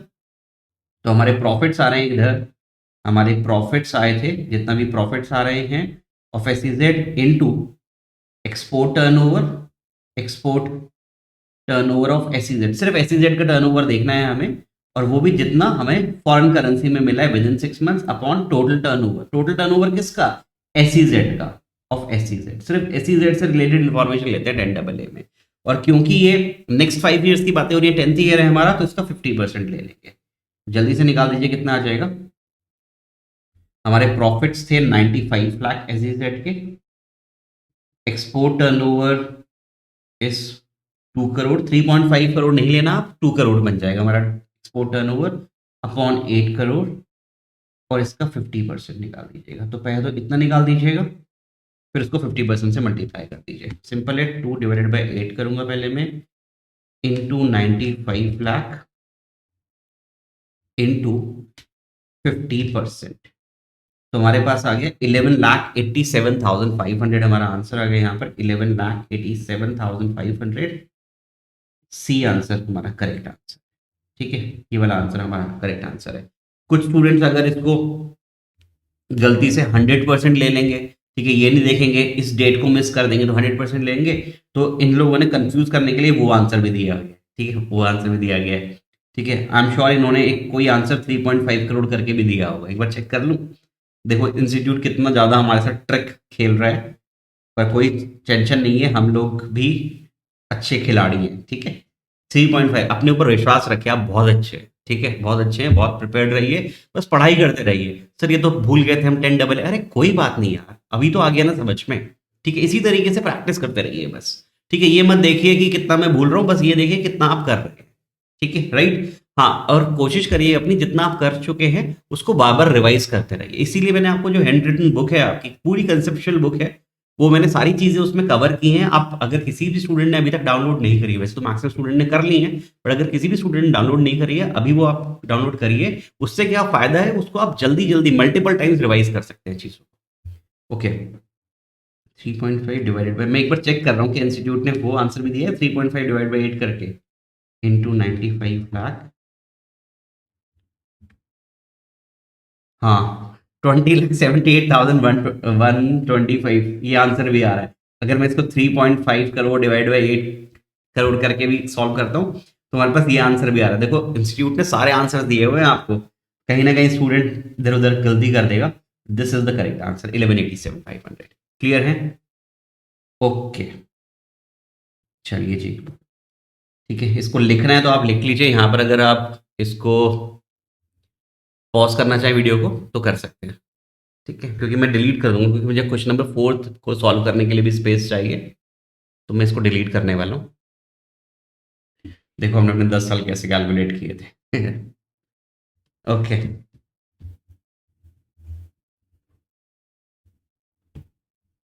मैं डिलीट कर रहा हूँ इसको। ठीक है, question number 4, what would be the tax liability of miss Savita, a resident who attained the age of 60 years, okay, on 1/4/2024। अच्छा, ये 60 इयर्स के प्रीवियस ईयर में नहीं हुए थे, बट 1 अप्रैल को हुए थे। कोई बात नहीं सर, 1 अप्रैल का तो यहाँ पर हम अलाउड करते हैं, अगर first April of assessment year को भी ये 60 ईयर्स के हो रहे हैं तो इनको सीनियर सिटीजन ही माना जाएगा।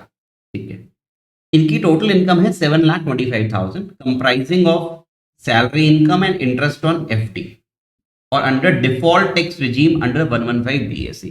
डिफॉल्ट टैक्स रिजीम से इनका टैक्स निकालना है। सर ये तो सिंपल क्वेश्चन है। हाँ जी बिल्कुल ठीक है, एक बार चेक कर लेते हैं। तो 7,25,000 में इनकी सैलरी इनकम भी है और इनकी एफडी भी है।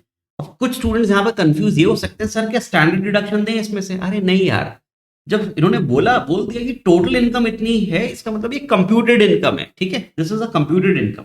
और वैसे भी आपको पता नहीं चल सकता ना कि सैलरी कितनी है, इंटरेस्ट ऑन एफडी कितना है। ठीक है, क्यों? क्योंकि टोटल करके ही 725 दिया हुआ, तो दिस इज कंप्यूटेड इनकम। आप 7,25,000 पर अपना इनकम टैक्स निकाल देंगे। सर एफडी से अमाउंट आ रहा है, सीनियर सिटीजन है, यहाँ पर तो 80 टीटीबी की भी डिडक्शन मिल जाएगी। ठीक है, दे दे क्या? अरे boss, this person is following default tax regime, तो वहां पर तो चैप्टर 6 से मिलता नहीं है, सिर्फ वो 3 सेक्शंस मिलते हैं, CCD2, CCH2 और हमारा 80JJAA। उसके अलावा तो कुछ मिलेगा नहीं, तो यहाँ पर टीटीबी भी नहीं देना आपको। सिंपल, समझ में आ गया? तो 7,25,000 के ऊपर टैक्स निकाल दीजिए, सिंपल है। जीरो से लेकर, इतना भी सिंपल नहीं है, रिबेट वाले यहाँ पर क्वेश्चन आ जाएगा। अब 0 से लेकर 3 लाख पर टैक्स आता है, अप टू फर्स्ट 3 लाख पर तो निल आएगा। ठीक है, नेक्स्ट 3 लाख पर आ जाएगा 5%, और नेक्स्ट 3 लाख पर 10%, पर नेक्स्ट 3 लाख तक नहीं जा रहे हैं हम। कितना जा रहे हैं फिर? 1.25 लाख पर आ जाएगा टैक्स 10%। ठीक है, 3 + 3 + 1.25 हो जाएगा 7.25। जल्दी से बताइए कितना टैक्स आया? सर इस पर 0, 3 लाख पर 5% बनेगा 15,000, और 1,25,000 पर 10% बनेगा 12,500। तो हमारा टैक्स आ जाएगा 27,500। ठीक है सर, सिंपल है। इसमें हम ऐड करेंगे +4% सेस, तो हमारा आंसर आ जाएगा 27,500 +4% 28,600। सर सिंपल है सर, फर्स्ट आंसर आ रहा है। नहीं जी नहीं, ठीक है, मुझे नहीं लग रहा फर्स्ट आंसर, एक बार चेक करना पड़ेगा। क्यों? क्योंकि सर रिबेट भी मिलता है। अब देखो, रिबेट का बहुत अच्छा तरीका यहाँ पर आ गया, कुछ एक्स्ट्रा पॉइंट्स यहाँ पर ऐड कर दिए गए। पहले वाला रिबेट तो सिंपल होता था, जो हमारा ओल्ड टैक्स स्कीम में हम लेते थे। पहले वाला रिबेट सिंपल होता था, 5 लाख से जरा सा भी अमाउंट ज्यादा जाता था, हम बोलते थे रिबेट नहीं मिलेगा। बट यहाँ पर क्या कर दिया है, अगर आपका रिबेट डिफॉल्ट टैक्स रिजीम में 7 लाख रुपीज से टोटल इनकम ज्यादा है, अगर ज्यादा भी है तो भी हम आपको रिबेट देते हैं। और बिल्कुल वैसे ही कंसेप्ट आते हैं जैसे जैसे सरचार्ज में मार्जिनल रिलीफ के कंसेप्ट होते हैं, बिल्कुल वैसे ही यहाँ पर कंसेप्ट होते हैं। अब यहाँ पर सबसे पहले हमें क्या करना पड़ता है, हमें ये देखना पड़ता है कि हमारा जो एक्सेस अमाउंट है, सबसे पहले ये कैलकुलेट कीजिए कि जो हमारा एक्सेस अमाउंट है अबव 7 लाख वो कितना है। हमारा जो एक्सेस अमाउंट, क्योंकि अगर 7 लाख तक अगर टैक्स आता, अगर नॉर्मली अगर इनकी 7 लाख इनकम होती तो इनका टैक्स 0 हो जाता, रिबेट की वजह से वो 0 हो जाता है। सबसे पहले हमें यहाँ पर देखना होता है, अगर 7 लाख से थोड़ा सा आपका अमाउंट ज्यादा जा रहा है, यहाँ पर 7,25,000 जा रहा है, तो एक बार ये चेक कर लीजिएगा कि जितना एक्सेस अमाउंट है वो कितना है। तो एक्सेस अमाउंट अबव 7 लाख कितना है हमारे पास? हमारे पास है 25,000 रुपीज का। तो सबसे पहले इसको 25,000 हम इसको बता दीजिएगा कितना एक्सेस अमाउंट है। इसको ए नाम दे देते हैं हम। ठीक है, इसको ए नाम दिया। बिल्कुल मैं इंस्टीट्यूट की तरह सॉल्व कर रहा हूँ, जिस तरीके से इंस्टीट्यूट ने हमें बताया हुआ है। सबसे पहले ए निकालिए। ए क्या होता है? जितना भी इन एक्सेस ऑफ 7 लाख है वो लिख दीजिए। Sir in excess of 7 lakh है हमारे पास 25,000 रुपीज, ये लिख दीजिए। बी निकालिए। अब बी कैलकुलेट कीजिए, टैक्स ऑन 7,25,000। अभी सेस में तो ऐड कीजिए, क्योंकि सेस तो बाद में आता है, रिबेट देने के बाद सेस आता है। तो अभी विदाउट सेस 7,25,000 पर टैक्स निकाल दीजिए। सर वो आया था 27,500। 27,500 यहाँ पर आपके पास टैक्स आ गया, टैक्स ऑन 7.25 लाख। इसको नाम दे दीजिए बी। ठीक है, इसको मैं हटा देता हूँ, ये काम करेंगे।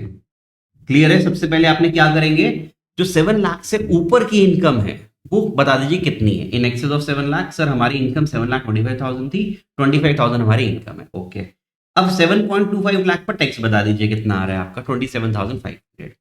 फिर देखिए क्या बी ज्यादा है ए से, क्या B is greater than A? If the answer is B is greater than A, यानी कि हमारी इनकम तो सिर्फ 7 लाख के ऊपर कितनी बड़ी, 25,000। इसको सिंपल लॉजिक समझ लीजिए। अब बी इज ग्रेटर देन ए, मैं कभी भी स्टूडेंट्स को ऐसे याद नहीं कराता, प्लीज लॉजिक के साथ देखिएगा। अब देखो एक बहुत बेचारा एक असेसी है, मान लेते हैं आप है, ठीक है, आप बेचारे नहीं है बट फिर भी ठीक है, नॉर्मल मान लेते हैं, चलो मैं हूं, ठीक है, मैं अपने आप को मान लेता हूं। अब लेट से मेरी इनकम 7,25,000 रुपीज आ जाती है पूरे साल। अब प्लीज मुझे बता दीजिएगा, देखो 7 लाख ही अगर आती, अगर मेरी इनकम 7 लाख आती तो टैक्स जीरो हो जाता। क्यों? डिफॉल्ट टैक्स रिजीम में आपको पता है टैक्स जो आता है वो रिबेट की वजह से 7 लाख तक कोई टैक्स नहीं आता। तो मेरी इनकम कितनी एक्स्ट्रा बढ़ी? सिर्फ 25,000। मेरी इनकम सिर्फ 25,000 एक्स्ट्रा बढ़ी है, बट मुझसे गवर्नमेंट ये कह रही है कि आपसे हम टैक्स लेंगे 27,500 का। ये तो नाइंसाफी हो जाएगी सर, मैंने सिर्फ एक्स्ट्रा इनकम अर्न करी है 25,000। सर वही आप ले सकते हैं सर, आप तो मुझसे एक्स्ट्रा अमाउंट चार्ज कर रहे हैं। तो यहां पर हमें क्या देखना है, क्या ये हमसे ज्यादा टैक्स लिया जा रहा है? इतनी हमारी इनकम तो बड़ी नहीं है, हमसे टैक्स ज्यादा लिया जा रहा है। ठीक है, तो इसको सिंपल इंस्टीट्यूट ये कहता है, चेक कीजिए if B is greater than A. अगर बी ग्रेटर देन ए है तो हमारे पास हमें यहां पर रिलीफ मिलना चाहिए। कितना रिलीफ मिलना चाहिए? बी माइनस है। जितना हमसे एक्स्ट्रा टैक्स लिया जा रहा है, 25,000 तो हम दे सकते हैं, बट जो एक्स्ट्रा टैक्स लिया जा रहा है उसका रिलीफ मिल जाएगा। तो यहां पर आपको रिलीफ मिलने वाला है बी माइनस से, जिसको मैं सिंपल यहां पर खोलूंगा कि यहां पर आपको जो रिबेट मिलने वाली है अंडर सेक्शन 87A कितने मिलने वाली है? This is B minus A, this would be 2500। ठीक है, अगर मैं बी में से ए माइनस करूंगा 2500 की आपको रिबेट मिल जाएगी। तो आपका कितना टैक्स बना था सर? हमारा टैक्स बना था 27,500 का, उसमें से हमें रिबेट मिलेगा 2500 का, और हमारा 25,000 का टैक्स बनेगा। अब इसमें से 4% से इसको ऐड कीजिएगा। 25,000 पर अगर हम 4% ऐड करते हैं तो वो बनेगा 1,000, और हमारा टोटल आ जाता है 26,000। 26,000 बहुत ही अच्छा क्वेश्चन था, और इस क्वेश्चन को मैं एक्सपेक्ट कर रहा हूँ, मतलब एग्जैक्ट ये नहीं पर हाँ इसके जैसा आपको 7,15,000 दे सकता है, 7,10,000 दे सकता है ये क्वेश्चन, क्योंकि एक नया कंसेप्ट आया है इस बार ये। ठीक है, इस बार एक इंपॉर्टेंट कंसेप्ट है, ये आपको अच्छे से पता होना चाहिए, क्योंकि 7 लाख वाली रिबेट चेंज हुई है इस बार। ठीक है, तो 26,000 इज द आंसर, करेक्ट। तो ये भी एक छोटा सा, मैं कह सकता हूँ थोड़ा सा ट्रिकी क्वेश्चन था। अब ये हमारे एमसीक्यू का पोर्शन हुआ। चलिए अब हम बातें करते हैं descriptive question.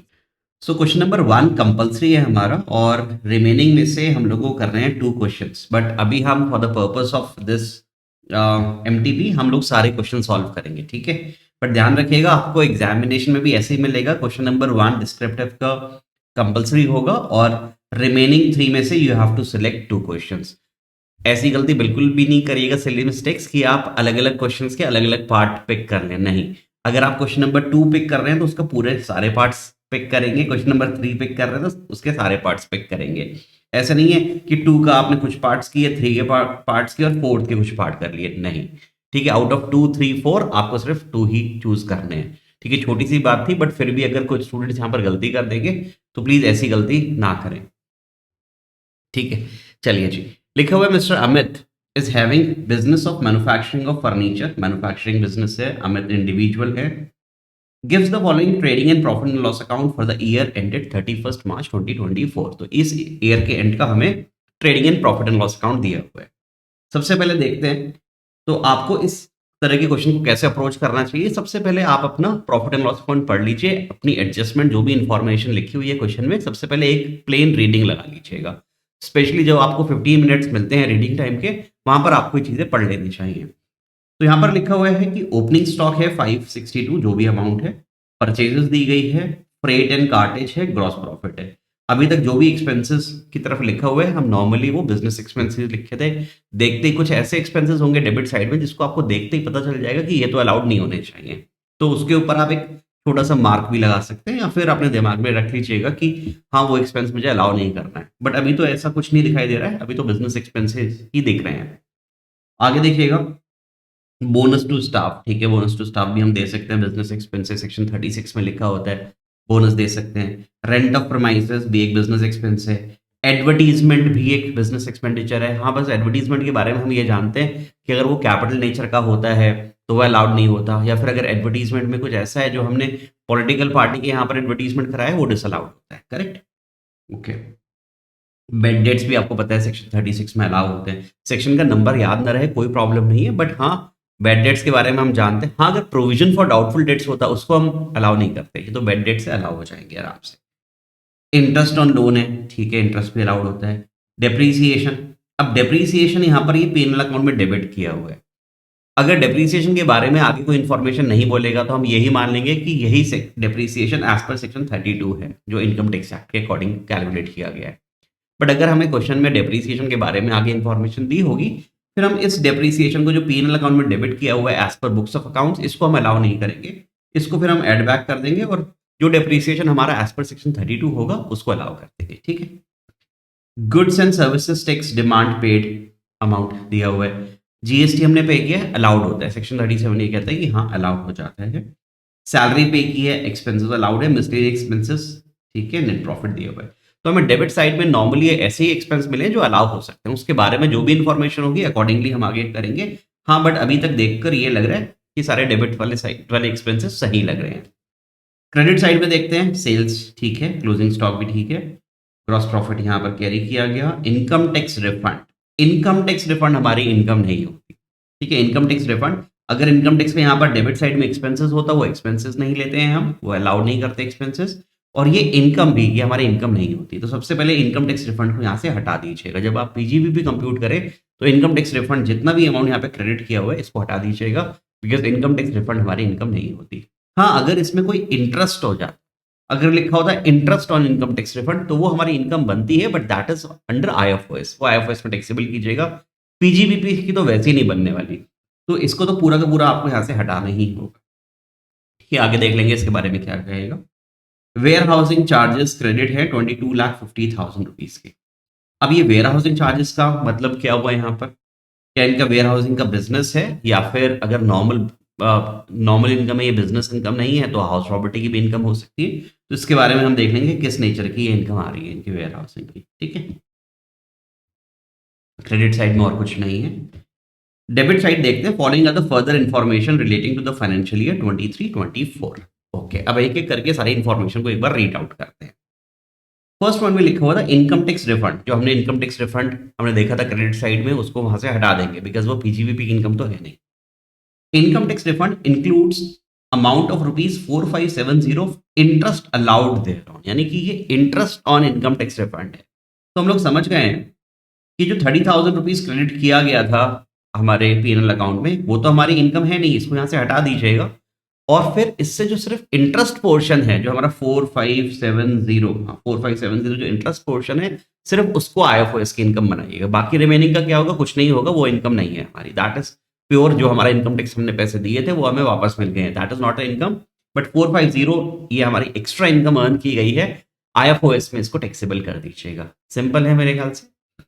Second, salary include 30,000 rupees, जो हमारा सैलरी के एक्सपेंसेस था यहाँ पे 550 है, सैलरी नॉर्मली अलाउड होता है, बट लिखा हुआ है salary include 30,000 paid to his brother, okay, which is unreasonable to the extent of 5,000 rupees. ये बात हमें समझ में आती है, एक सेक्शन का अगर नंबर आपको याद आता है तो ठीक है, नहीं भी आता तो प्रोविजन आपको पता है। वैसे नंबर आपको बता दूं, सेक्शन 40A2 होता है। 40A2 ये कहता है कि अगर अपने रिलेटेड पार्टी को अगर आप पेमेंट कर रहे हैं और वो अनरीजनेबल है, एक्सेसिव है, तो जितना एक्स्ट्रा आप पे कर रहे हैं फेयर मार्केट वैल्यू से ओवर एंड अबव, वो हम ऐड बैक कर देंगे। तो इसमें हम 30,000 की हमने सैलरी पे की गई है, जिसमें 5,000 रुपीज अनरीजनेबल है, तो सिर्फ क्या करना, सिर्फ 5,000 को ऐड बैक कर दीजिएगा, ठीक है। ऐड कर दीजिएगा, पेमेंट टू ब्रदर एक्सेसिव लिख दीजिएगा। सेक्शन का नंबर अगर याद रहे तो कोट कर दीजिएगा 40A2, अदरवाइज सेक्शन का नंबर लिखने की बहुत ज्यादा जरूरत नहीं रहेगी, ठीक है। थर्ड पॉइंट, शुरू के 2 पॉइंट क्लियर है ना, कोई डाउट नहीं है। थर्ड पॉइंट में लिखा हुआ है advertisement expenses includes amount of 2500 paid for advertisement publish in the souvenir issued by a political party. अब देखो, एडवर्टीजमेंट का खर्चा लिखा हुआ था, एडवर्टीजमेंट एक्सपेंसेस अलाउड होते हैं। अब जैसे मैं डिस्कस कर रहा था कि अगर कोई कैपिटल नेचर के एक्सपेंसेस हैं एडवर्टीजमेंट के, वो हम अलाउ नहीं करते। दूसरा, यहाँ पर हमने पेमेंट करी है किसी पॉलिटिकल पार्टी के सवेनियर में, तो इसको भी अलाउ नहीं करते। आपको पता है यहाँ पर पीजीबीपी इसको डिसअलाउ कर देता है, तो सिर्फ 2500 को ऐड बैक कर दीजिएगा, सिंपल 2500 को ऐड बैक कर देना। The payment is made by account payee check, कोई बात नहीं अगर आप अपने अकाउंट पे चेक से भी की है, बट आपको पता है कि पेमेंट एडवर्टीजमेंट इन पॉलिटिकल पार्टी ब्रोशर्स अलाउड नहीं होता है, तो इसको ऐड बैक कर देंगे। Miscellaneous expenses, okay, miscellaneous expenses कुछ लिखे थे ऊपर, उसके बारे में पॉइंट दिया हुआ है, point number 4। Miscellaneous expenses include an amount of ₹1 lakh paid to political party by cheque, ये भी हमने पॉलिटिकल पार्टी को पैसे दिए हैं, तो क्या करेंगे, ये 1 लाख रुपीज आप यहाँ से अलाउ नहीं करेंगे बिकॉज वो बिजनेस एक्सपेंस तो है नहीं। तो यहाँ से 1 लाख सबसे पहले ऐड बैक करें, ठीक है, 1 लाख को ऐड बैक कर दीजिएगा। और इसकी डिडक्शन अगर डिपेंड करता है ये एसएससी हमारा कौन सी स्कीम फॉलो कर रहा है। अगर ये ऑप्शनल टैक्स स्कीम ले रहा है, पुरानी वाली स्कीम ले रहा है, तो हम उसको, हमें पता है कि पॉलिटिकल पार्टी को जो हम डोनेशन या कॉन्ट्रीब्यूशन देते हैं वो 80 जीजीबी और 80 जीजीसी में अलाउड होता है। 80 जीजीबी में अगर कंपनी एसएससी है तो उसको अलाउड हो जाता है, 80 जीजीसी में अगर नॉन कंपनी एसएससी है। तो अगर ये ऑप्शनल स्कीम फॉलो कर रहा है तो 1 लाख रुपीज की इसको रिडक्शन मिल जाएगी अंडर सेक्शन 80 जीजीसी, ठीक है। अगर एग्जाम में वो जीजीबी और जीजीसी याद ना रहे, ठीक है, वैसे ऐसे याद कर लीजिए, वो फर्स्ट वाला होता है वो कंपनी के लिए होता है, दूसरा वाला सेकंड वाला नॉन कंपनी के लिए होता है। बट फिर भी अगर वो सेक्शंस के नंबर याद ना रहे तो सिर्फ चैप्टर 6 से लिखकर काम चला लीजिएगा, ठीक है। Okay, miscellaneous expenses include an amount of 1 lakh paid to political party, तो इसमें से सबसे पहले ऐड बैक कीजिएगा, बिजनेस एक्सपेंस नहीं है, इसको सिर्फ ले जाइएगा अपना। अगर आप चैप्टर 6 से की डिडक्शन अगर मिल रही होगी ऑप्शनल रिजीम में तो 80 जीजीसी में डिडक्शन मिल जाएगी। ओके, फिफ्थ पॉइंट जीएसटी के बारे में बोल रहा था, जो ऊपर लिखा था ना जीएसटी डिमांड पेड, उसके बारे में कुछ कह रहा है। फिफ्थ पॉइंट में लिखा हुआ है goods and services tax demand paid includes an amount of 5300 charges penalty for delayed filing. अब ये पेनल्टी, अब हम लोग जानते हैं कि अगर कोई कॉन्ट्रवेंशन ऑफ लॉ होता है और उसके अगेंस्ट उन्हें पेनल्टी देनी पड़ती है तो that is not an allowable expense. Section 37 इसको साफ साफ मना कर देता है कि पेनल्टी इस तरह की कॉन्ट्रवेंशन ऑफ लॉ की वजह से अगर आपने पैसे दिए तो दैट इज नॉट अलाउड। तो यहाँ पर जो अमाउंट लिखा हुआ था जीएसटी डिमांड पेड का, इसमें से 5300 को डिसअलाउ कर दीजिएगा because this is as per the penalty contravention of law हुआ है। आगे लिखा हुआ है, ये तो पेनल्टी का था डिलेड फाइलिंग की वजह से, and ₹12,750 towards interest for delayed deposit of tax. ये 12,750 क्या चीज है, ये भी इसमें इंक्लूडेड है इस अमाउंट में। और ये हमने इंटरेस्ट, हमने लेट पेमेंट किया था जीएसटी का, तो उसकी वजह से हमें इंटरेस्ट देना पड़ा, तो ये लेट पेमेंट होता है, लेट इंटरेस्ट होता है, that is not as per contravention of law. ये तो लॉ ही कहता है कि अगर आप लेट कर देंगे पेमेंट करते समय तो आपको इंटरेस्ट देना पड़ेगा। तो आपको 12,750 को आपका कुछ नहीं करना है, इसका सिर्फ आप नोट दे सकते हैं अपनी कंप्यूटेशन करते समय, या फिर नीचे अपने आंसर्स के नोट दे सकते हैं कि इसका हमें कुछ नहीं करना है, दिस इज अलाउड। तो आप सिर्फ 5300 को कंप्यूटेशन में इसको ऐड बैक करिएगा, 12,750 का आपको कोई एडजस्टमेंट प्लस माइनस नहीं करना है, सिर्फ एक नोट दे देना है कि इसको तो अलाउ कर देंगे, ठीक है। क्लियर हो गया, याद आ गई ऐसी बातें। ऐसा क्वेश्चन तो मुझे करा हुआ लग रहा है, हमारे क्वेश्चन बैंक में भी इस तरह का क्वेश्चन है, ठीक है। चलिए, उसके बाद लिखा हुआ है mister Amit has purchased a warehousing building for ₹20 lakh in rural area for the purpose of storage of agriculture produce. This was made available for use from 15th of July 2023, यानी कि ड्यूरिंग दिस ईयर से ही हमारे पास ये आ गया है building. And the income from this activity is credited to PNL account under the head warehousing charges. अब देखिए, काफी इंपॉर्टेंट इन्होंने बातें बोल दी हैं कि हमने एक वेयर हाउसिंग बिल्डिंग खरीदी है for storage of agriculture produce. तो यहाँ पर इन लोगों ने हमें बातें बता दी हैं कि यहाँ पर तो सेक्शन 35 AD के प्रोविजंस लगने वाले हैं, ठीक है, 35 AD के प्रोविजंस लगेंगे। हमने एक वेयर हाउस खरीदा है, एक वेयर हाउसिंग बिजनेस शुरू किया है, warehousing for agriculture produce, और उसमें हमने बिल्डिंग खरीदी है 20 लाख रुपीज की। 20 लाख की आपको सीधा सीधा डिडक्शन मिल जाएगी सेक्शन 35 AD में, अगर SSC optional tax regime follow कर रहा है। अगर SSC optional tax regime follow नहीं कर रहा, फिर इसकी डिडक्शन नहीं मिलेगी। फिर तो आप सिर्फ इस पर डेप्रिसिएशन तो ले सकते हो, फिर डिडक्शन नहीं ले सकते अगर आप न्यू स्कीम फॉलो कर रहे हो, राइट। डिफॉल्ट टैक्स रेजिम में 35 AD नहीं मिलता, आप जानते हैं, बट हाँ ऑप्शनल टैक्स रेजिम में मिल जाएगा। तो 20 लाख की डिडक्शन मिल जाएगी 35 AD में if the assessee is following optional tax regime, ठीक है। और इससे कहते हैं कि जो इससे वेयर हाउसिंग से रिलेटेड जो हमारी इनकम आई है वो हमने पीएनएल में क्रेडिट की हुई है, किसके नाम से, वेयर हाउसिंग चार्जेस के नाम से। हमने देखा भी था वेयर हाउसिंग चार्जेस वहां पे क्रेडिट थे, कितना था, 22,50,000 के क्रेडिट थे। इसका मतलब अब देखिए इसको क्या कीजिएगा, ये एक स्पेसिफाइड बिजनेस हो गया हमारा, क्योंकि warehousing for agriculture produce है, सेक्शन 35 AD स्पेसिफाइड बिजनेस हो गया। तो इसको आप अलग से अपना एक और पीजीबीपी बनाइएगा, यानी कि जो नॉर्मल आपकी बिजनेस की इनकम है उसको भी पीजीबीपी के अंदर ही आएगी, ये भी पीजीबीपी की इनकम आएगी, बट सेपरेटली शो कर दीजिएगा, ठीक है। पहले इसको शो कर दीजिएगा, फिर इसको शो कर दीजिएगा।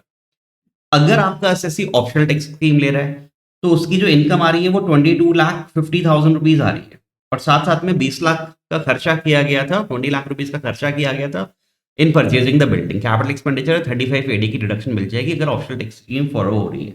तो उसमें से 20 लाख रुपीज माइनस कर दीजिएगा, तो 2,50,000 ये हमारी स्पेसिफाइड बिजनेस की इनकम हो जाएगी। पीजीबीपी ही है बट स्पेसिफाइड बिजनेस, करेक्ट।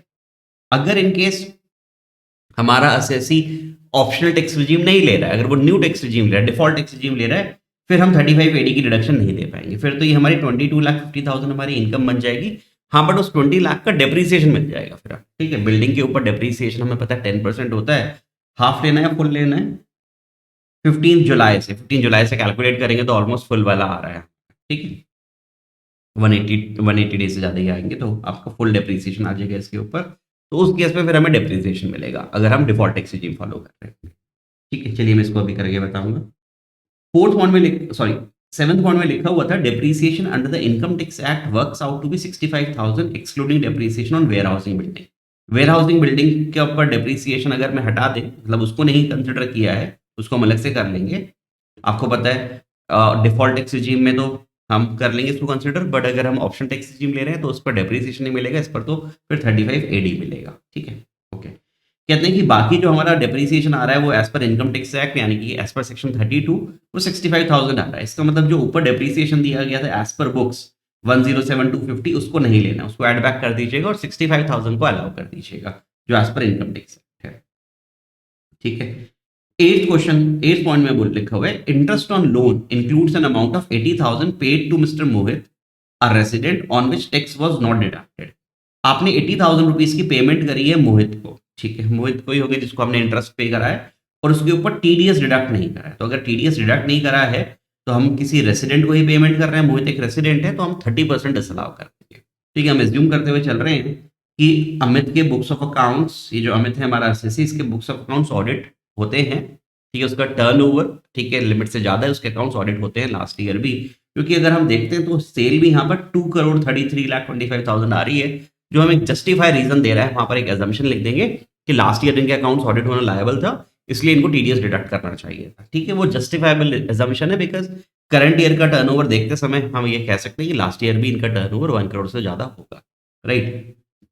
तो इसलिए अमित लायबल थे, तो 30% उसमें से 80,000 जो हमने इंटरेस्ट पे किया उसमें से 30% यानी कि 24,000 को एड बैक कर दीजिएगा बिकॉज हमने इसका टीडीएस डिडक्ट नहीं करा सेक्शन 40 स्मॉल ए में।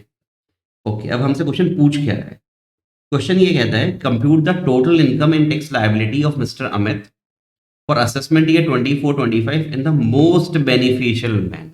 ओहो, अब देखो सब कुछ पूछ लिया इन लोगों ने हमसे। अब ये इन्होंने बोल दिया कि अमित की टोटल इनकम भी कैलकुलेट करो और उसके ऊपर जो टैक्स लायबिलिटी आती है वो भी कैलकुलेट करो, यानी कि टोटल इनकम भी कैलकुलेट करनी है, टैक्स लायबिलिटी भी कैलकुलेट करनी है, and in the most beneficial manner. इस द मोस्ट बेनिफिशियल मैनर का मतलब क्या हुआ, हमें देखना पड़ेगा ऑप्टिमम कौन सा आएगा। तो सबसे पहले हम अपनी ऑप्शनल रिजीम से भी इसको सॉल्व करेंगे कि अगर ये ऑप्ट आउट कर जाते हैं 115 BAC से ऑप्ट आउट कर गए तो ऑप्शनल रिजीम से इनका टैक्स कितना आएगा, और फिर न्यू रिजीम से भी, डिफॉल्ट रिजीम से भी इनका टैक्स कितना आएगा, तो हमें ये भी देखना पड़ेगा। और मुझे यहाँ पर AMT के भी प्रोविजंस लगते हुए दिखाई दे रहे हैं बिकॉज अगर मैंने इनकी इनकम देखी थी तो एक बार अगर नेट प्रॉफिट देखें तो 50,85,000 आ रहा है इनका प्रॉफिट, तो लगभग मुझे लग रहा है 20 लाख से तो ऊपर निकलेगी। और AMT के प्रोविजंस क्या कहते थे कि अगर असेसी यहाँ पर इंडिविजुअल है 20 लाख रुपीज से ज़्यादा की एडजस्टेड GTI उसकी आती है और वो 35 AD वगैरह की डिडक्शन लेता है और यहाँ पर 35 AD ले रहा है तो उस पर AMT के भी प्रोविजंस लग जाएंगे। तो सबसे पहले अब आप देखिए, बहुत थोड़ा सा बड़ा क्वेश्चन हो गया ये। अब क्या करना पड़ेगा, सबसे पहले ऑप्शनल टैक्स रिजीम, ठीक है। सबसे पहले ना अगर मैं बातें करूं आपसे तो फर्स्ट ऑप्शन ये होगा, अभी लिखना नहीं है, अभी सिर्फ देख समझ लीजिएगा। अच्छा, आप लोग करेंगे इस क्वेश्चन को, ठीक है, मैं नहीं करूंगा, आप ना मेरा सॉल्व करते हुए देख सकते हैं। मैं फिर आपसे आपके साथ चेक भी करूंगा कि आपने क्या किया था, क्या गलती की थी। क्योंकि अगर मैं सीधे डायरेक्ट मैं करूं और आप भी मेरे साथ कॉपी करते चले जाएं तो उसमें आप अपना ज़्यादा सीख नहीं पाएंगे। तो जितना भी आता है, हो सकता है कि कुछ चीज़ें नहीं आती हो आपको, हो सकता है आती हो चीज़ें, जितना भी आता है एक बार ट्राई तो कीजिए ना, ठीक है। एक बार ट्राई कीजिएगा फिर करिएगा। पहले 1 मिनट रुक जाइए, पहले सुन लीजिए। सबसे पहले मुझे ऑप्शन 1 चूज करना है, ऑप्शन 1 और ऑप्शन 2। और इसमें जो ऑप्शन 1 की कैलकुलेशन होगी ना वो काफी ज्यादा काम आ जाएगी ऑप्शन 2 में। आपको डबल मेहनत नहीं करनी है, जो भी टोटल इनकम वगैरह निकले उसको ही बस थोड़ा बहुत चेंज करना और ऑप्शन 2 आ जाना। ऑप्शन 1 में क्या मान लीजिए ऑप्शन वन में मान लीजिए कि एसएससी 115 बीएससी ऑप्ट नहीं कर रहा है, यानी कि ऑप्शनल टैक्स रिजीम, यहाँ पर ऑप्शनल टैक्स रिजीम फॉलो कर रहा है, ठीक है। ऑप्शनल टैक्स रिजीम के अकॉर्डिंग आप इनका टैक्स निकाल दीजिएगा, नॉर्मली टैक्स निकाल दीजिएगा। और उसके बाद एक बार ये भी चेक करना होगा क्या एएमटी के भी प्रोविजंस लग रहे हैं या नहीं लग रहे हैं। हम लोग देखते हैं अपनी एडजस्टेड टोटल इनकम अगर हमारी 20 लाख रुपीज से ज़्यादा आ रही है, और क्योंकि यहाँ पर एसएससी 35 एडी भी आ रहा है, तो आप एएमटी के प्रोविजन चेक करिएगा। आपको पता है new tax regime, default tax regime में तो एएमटी के प्रोविजंस होते नहीं है, राइट, याद आ गया। डिफॉल्ट टैक्स रिजीम में तो एएमटी के प्रोविजंस होंगे नहीं, बट यहाँ पर एएमटी के प्रोविजंस होंगे। तो सबसे पहले आपका क्या काम होना चाहिए, ऑप्शन वन में ऑप्शनल टैक्स रिजीम, मतलब नॉर्मल ही टैक्स निकाल दीजिए, इनका पूरी टोटल इनकम निकालिए, टैक्स निकाल दीजिए। फिर एक बार ये भी चेक करिएगा कि अगर एएमटी के भी प्रोविजंस लग रहे हैं तो एएमटी के अकॉर्डिंग भी आपको टैक्स निकालना पड़ेगा, और आपको पता है फिर विच एवर इज हायर वो टैक्स जाने वाला है, ठीक है, उतना टैक्स जाएगा हमारा। फिर इस टैक्स को कंपेयर कीजिएगा अपने डिफॉल्ट टैक्स रिजीम से। अब डिफॉल्ट टैक्स रिजीम में आप दोबारा से पूरी कंप्यूटेशन मत कीजिएगा, काफी सारी चीजें जो आपने यहाँ पर इनकम पीजीबी वगैरह कंप्यूट की होगी वो यहाँ पर आपको मिल जाएगी, थोड़ी बहुत एडजस्टमेंट करनी पड़ेगी। सिर्फ जो हमने 35 एडी की यहाँ पे डिडक्शन दे रहे थे वो यहाँ पर नहीं मिलेगी, यहाँ पर उस बिल्डिंग के ऊपर सिर्फ डेप्रिसिएशन मिल जाएगा, ठीक है। तो फिर डिफॉल्ट टैक्स रिजीम के अकॉर्डिंग आप अपना टैक्स निकाल दीजिएगा। और एक बार ये भी देख लीजिएगा, क्योंकि मुझे लग रहा है कि यहाँ पर क्योंकि नेट प्रॉफिट में 50 लाख कुछ आ रहा था, तो अगर 50 लाख से ऊपर की इनकम भी चली जाए तो सरचार्ज भी लगेगा इसमें। देखो एग्जामिनर ने ना स्मार्टली हमसे काफी सारी चीजें पूछ ली इसी क्वेश्चन में, तो सरचार्ज भी देख लीजिएगा, सरचार्ज लगेगा नहीं लगेगा, ठीक है। चलिए अब शुरू करिएगा। अब एक काम करिएगा, या तो आप वीडियो को यहाँ पे पॉज कर लीजिए, ठीक है, और मैं भी इसको सॉल्व कर रहा हूँ, ठीक है, बट मैं इसको फास्ट फॉरवर्ड कर दूंगा अभी, ठीक है, अदरवाइज बहुत ज़्यादा लंबी हो जाएगी वीडियो। तो आप यहाँ पर इसको पॉज कर लीजिए और अपना सॉल्व कीजिए, जितना सॉल्व हो जाए, जितना सॉल्व हो सके, आधा, ठीक है, 70%, 80%, 100%, जितना भी सॉल्व हो जाए उतना सॉल्व कीजिए। फिर आप मेरे आंसर से इसको चेक करिएगा, ठीक है। चलिए शुरू करते हैं।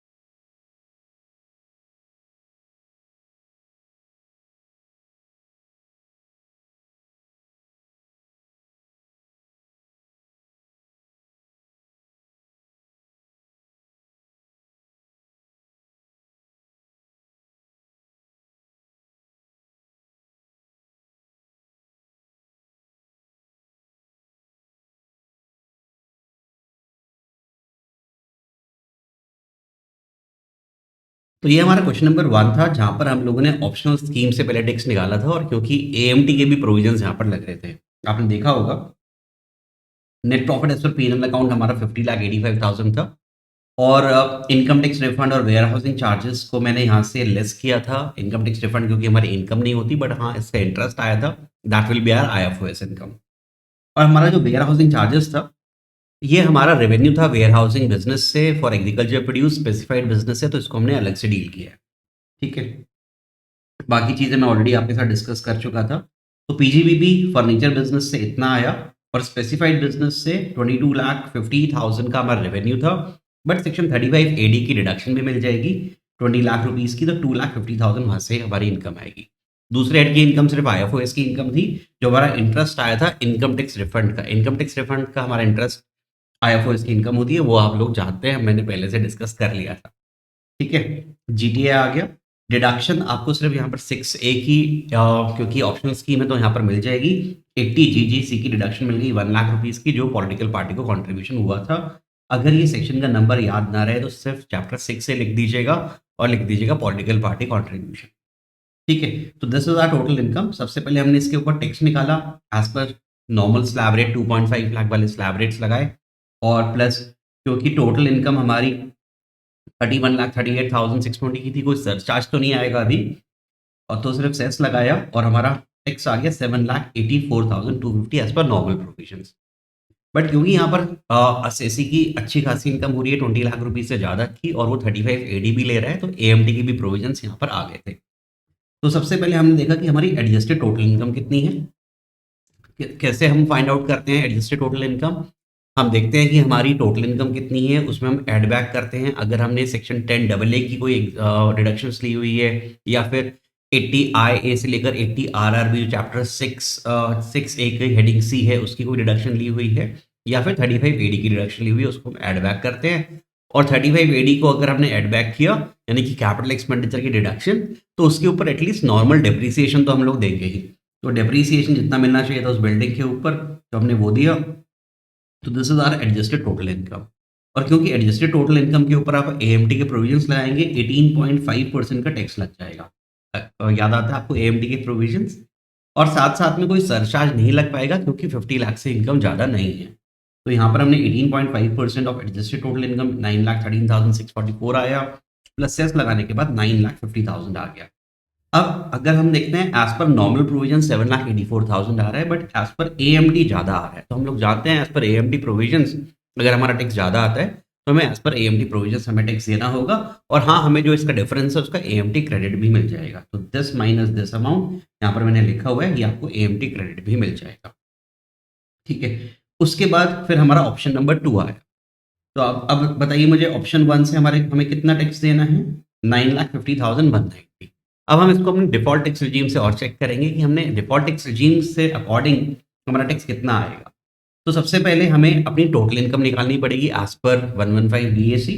तो हमारी पीजीबीपी की इनकम तो हमें दोबारा से रिकैलकुलेट करने की ज़रूरत नहीं है, हम वहाँ से पिक कर सकते हैं। तो हमने देखा था फर्नीचर बिजनेस में तो कोई ऐसा प्रॉब्लम थी नहीं जहाँ पर डिफॉल्ट और नॉर्मल में कोई प्रोविजंस डिफरेंस रहा है। तो वहाँ पर टोटल हमारी इनकम 29,84,050 की आ गई थी। वेयर हाउसिंग बिजनेस में क्योंकि वहाँ पर 35 एडी की डिडक्शंस दी हुई थी, वो नहीं मिलती न्यू स्कीम में, तो मैंने वो डिडक्शन नहीं दी। तो मैंने नॉर्मल दोबारा से वेयर हाउसिंग बिजनेस की इनकम कैलकुलेट करी है, जो सिंपल है। जितना भी वहाँ से रेवेन्यू आया तो हमारी इनकम हो जाएगी, जितनी भी हमारी इनकम थी। एक्सपेंसेस कुछ दिए नहीं थे, बट हाँ बिल्डिंग के ऊपर डिप्रीसिएशन और आ जाएगा, तो बिल्डिंग के ऊपर डिप्रीसिएशन दे दीजिएगा 10% से। 180 डेज से ज़्यादा यूज़ हो रहा है बिल्डिंग, 20 लाख की बिल्डिंग थी, 10% डिप्रीसिएशन 2 लाख, तो 22,50,000 माइनस 2 लाख, 20,50,000 की हमारी पीजीवीपी की इनकम आ गई फ्रॉम वेयर हाउस बिजनेस। तो टोटल हमारा पीजीवीपी ऐड कर दीजिएगा 50,34,000 हो रहा है, और साथ साथ में हमारी आईएफओएस की इनकम भी थी। तो this makes our GTI 50,38,620। Chapter 6 से की डिडक्शन हमें, अगर न्यू टैक्स स्कीम हम फॉलो कर रहे हैं डिफॉल्ट टैक्स रिजीम, तो सिर्फ 3 ही सेक्शंस की डिडक्शन मिलती है। याद कीजिए कौन कौन से होते हैं वो, CCD2, CCH2 और 80JJAA। उसके अलावा कोई हमें डिडक्शन मिलती नहीं। तो यहाँ पर वो तीनों सेक्शंस है नहीं, तो कोई डिडक्शन मिलेगी नहीं। जो पॉलिटिकल पार्टी की हमें ऑप्शनल रिजीम में मिली थी वो यहाँ पर नहीं मिल पाएगी। तो टोटल इनकम है 50,38,620। सबसे पहले हमेशा देखा कीजिए, यहाँ पर स्टूडेंट एक गलती कर देते हैं वो डायरेक्टली इसके ऊपर स्लैब रेट लगा देते हैं। ऑल्दो यहाँ पर तो स्लैब रेट लग रहे हैं, इसमें कोई प्रॉब्लम नहीं है इस क्वेश्चन में, बट हमेशा देख लिया कीजिए जब भी आप टैक्स निकालें तो क्या मेरी कोई स्पेशल इनकम आ रही है, जैसे long term capital gain 112, 111A, STCG on equity share या इक्विटी ओरिएंटेड यूनिट्स, या फिर 112A की इनकम आ रही है, कैजुअल इनकम आ रही है, क्योंकि उसके ऊपर स्लैब रेट्स नहीं होते, उसके ऊपर स्पेशल रेट ऑफ टैक्सेस होते हैं। खैर यहाँ पर कोई कैपिटल गेन वगैरह नहीं था, तो हमने अपना स्लैब रेट्स लगाए, और वो भी as per default tax regime 3 lakh वाले। तो फर्स्ट 3 लाख पर कोई टैक्स नहीं आता, नेक्स्ट 3 लाख, नेक्स्ट 3 लाख करके हमारा टोटल टैक्स बना है 12,11,586। अब क्योंकि यहाँ पर हमारी इनकम 50 लाख रुपीज से ज़्यादा की है तो सरचार्ज भी लगेगा। ठीक है, हमें पता है 50 लाख से ऊपर 10% का सरचार्ज लगता है, और 50 लाख से थोड़ी सी ज़्यादा है, और जैसे 50 लाख से थोड़ी सी ज़्यादा हो तो मुझे पता है मार्जिनल रिलीफ के भी कंसेप्ट आ सकते हैं। तो ये क्वेश्चन एक बहुत ही ज़्यादा कॉम्प्रिहेंसिव क्वेश्चन दे दिया है इंस्टीट्यूट ने मॉक टेस्ट पेपर में। इतना बहुत ज़्यादा बड़ा नहीं आएगा आपके एग्जाम में, चिंता मत कीजिए, बट हाँ फिर भी प्रैक्टिस के लिए बहुत अच्छा क्वेश्चन है ये। राइट, तो हमने 12,11,586 का टैक्स आया, उसके ऊपर 10% सरचार्ज लगाया, तो टोटल हमारा टैक्स आ रहा है 13,32,744। बट अभी हम इसमें चेक करेंगे क्या मार्जिनल रिलीफ आ रहा है या नहीं आ रहा है। तो मार्जिनल रिलीफ कैसे चेक करेंगे, सबसे पहले हम टैक्स देखते हैं कि 50 लाख पर कितना टैक्स बनता है, और 50 लाख से जो ऊपर एक्सेस इनकम आ रही है वो कितनी आ रही है। तो 50 लाख पर टैक्स बनता है हमारा 12 लाख, एज पर 3 लाख वाले स्लैब रेट्स लगा दीजिएगा। 50 लाख पर टैक्स बना 12 लाख, और 50 लाख से ऊपर हमारी कितनी इनकम थी 38,620। राइट, 50 लाख से एक्सेस में 38,620, अगर गवर्नमेंट हमसे ये भी पूरी की पूरी जो इनकम आ रही है एक्सेस वाली अगर वो भी ले ले, तो टोटल हमारा जो टैक्स बनता है वो 12,38,620 बनता है। इसको आप ए बोल सकते हैं। अब ये देखिए कि हमारा टैक्स विद सरचार्ज कितना बन रहा है ऑलरेडी 13,32,744। इसको हम बी बोलेंगे, और बी इज ग्रेटर देन ए, जैसे कि हमने एक क्वेश्चन भी किया था एमसीक्यू में, सेम कंसेप्ट यहाँ पर मार्जिनल रिलीफ का लग रहा है, तो यहाँ पर आपको रिलीफ मिल जाएगा। राइट, तो कितना रिलीफ मिल जाएगा, दिस माइनस दिस अमाउंट। ठीक है, या फिर बी माइनस ए कर दीजिएगा 94,124। ये बी माइनस ए वाला कंसेप्ट मैंने आपको एमसीक्यू में भी डिस्कस किया था, आई बिलीव वो बातें आपको समझ में आ गई होंगी। ठीक है, तो ये हमारा टैक्स आ गया, इसके ऊपर 4% सेस ऐड कीजिएगा टैक्स लायबिलिटी, और इसको राउंड ऑफ करके बता दीजिएगा। यहाँ पर आपने ऑलमोस्ट अपना पेपर क्वेश्चन खत्म कर लिया है, बट प्लीज वो लास्ट में वो लाइन जरूर अपना कंक्लूजन जरूर रखिएगा कि as per optimum tax benefit जो आपको एसएससी को देना है उसके अकॉर्डिंग कौन सा स्कीम उसको ऑप्ट करनी चाहिए। तो यहाँ पर as per default tax regime आ रहा है 12,88,160 का टैक्स, और वहां पर कुछ 9 लाख कुछ आ रहा था। राइट, तो इसलिए हमारा ऑप्शनल टैक्स रेजिम लेना ठीक रहेगा, और वहां पर क्योंकि एएमटी के अकॉर्डिंग ज़्यादा था तो हम एएमटी के अकॉर्डिंग टैक्स दे देंगे। तो मैंने ये यहाँ पर कंक्लूजन भी लिख दिया है। Right, so this is our question number 1। Okay, ये कंपल्सरी क्वेश्चन था हमारा। अब क्वेश्चन नंबर 2, 3 और 4 में से हमें कोई 2 क्वेश्चन करने हैं एग्जाम में, बट अभी तो हम ये सारे क्वेश्चंस करेंगे। तो एक काम करते हैं, अभी के लिए इतना ही रखते हैं। अब इसको हम बाकी के जो क्वेश्चन नंबर 2, 3 और 4 है वो हम अपने नेक्स्ट लेक्चर में कवर करेंगे। ठीक है, आई बिलीव ये बातें सारी समझ में आ रही होंगी, एंड प्लीज़ मुझे ज़रूर कमेंट करके बताइएगा if you are finding these lectures helpful. ये आपके मॉक टेस्ट पेपर जो आपको रिसेंटली रिलीज़ किया इंस्टीट्यूट ने, अभी ये करने से काफ़ी ज़्यादा आपको कॉन्फिडेंस बढ़ा या नहीं बढ़ा, how you are finding these classes, please मुझे कमेंट में ज़रूर बताइएगा। चलिए अब नेक्स्ट लेक्चर में मिलते हैं, तब तक के लिए thank you so much, bye and take care.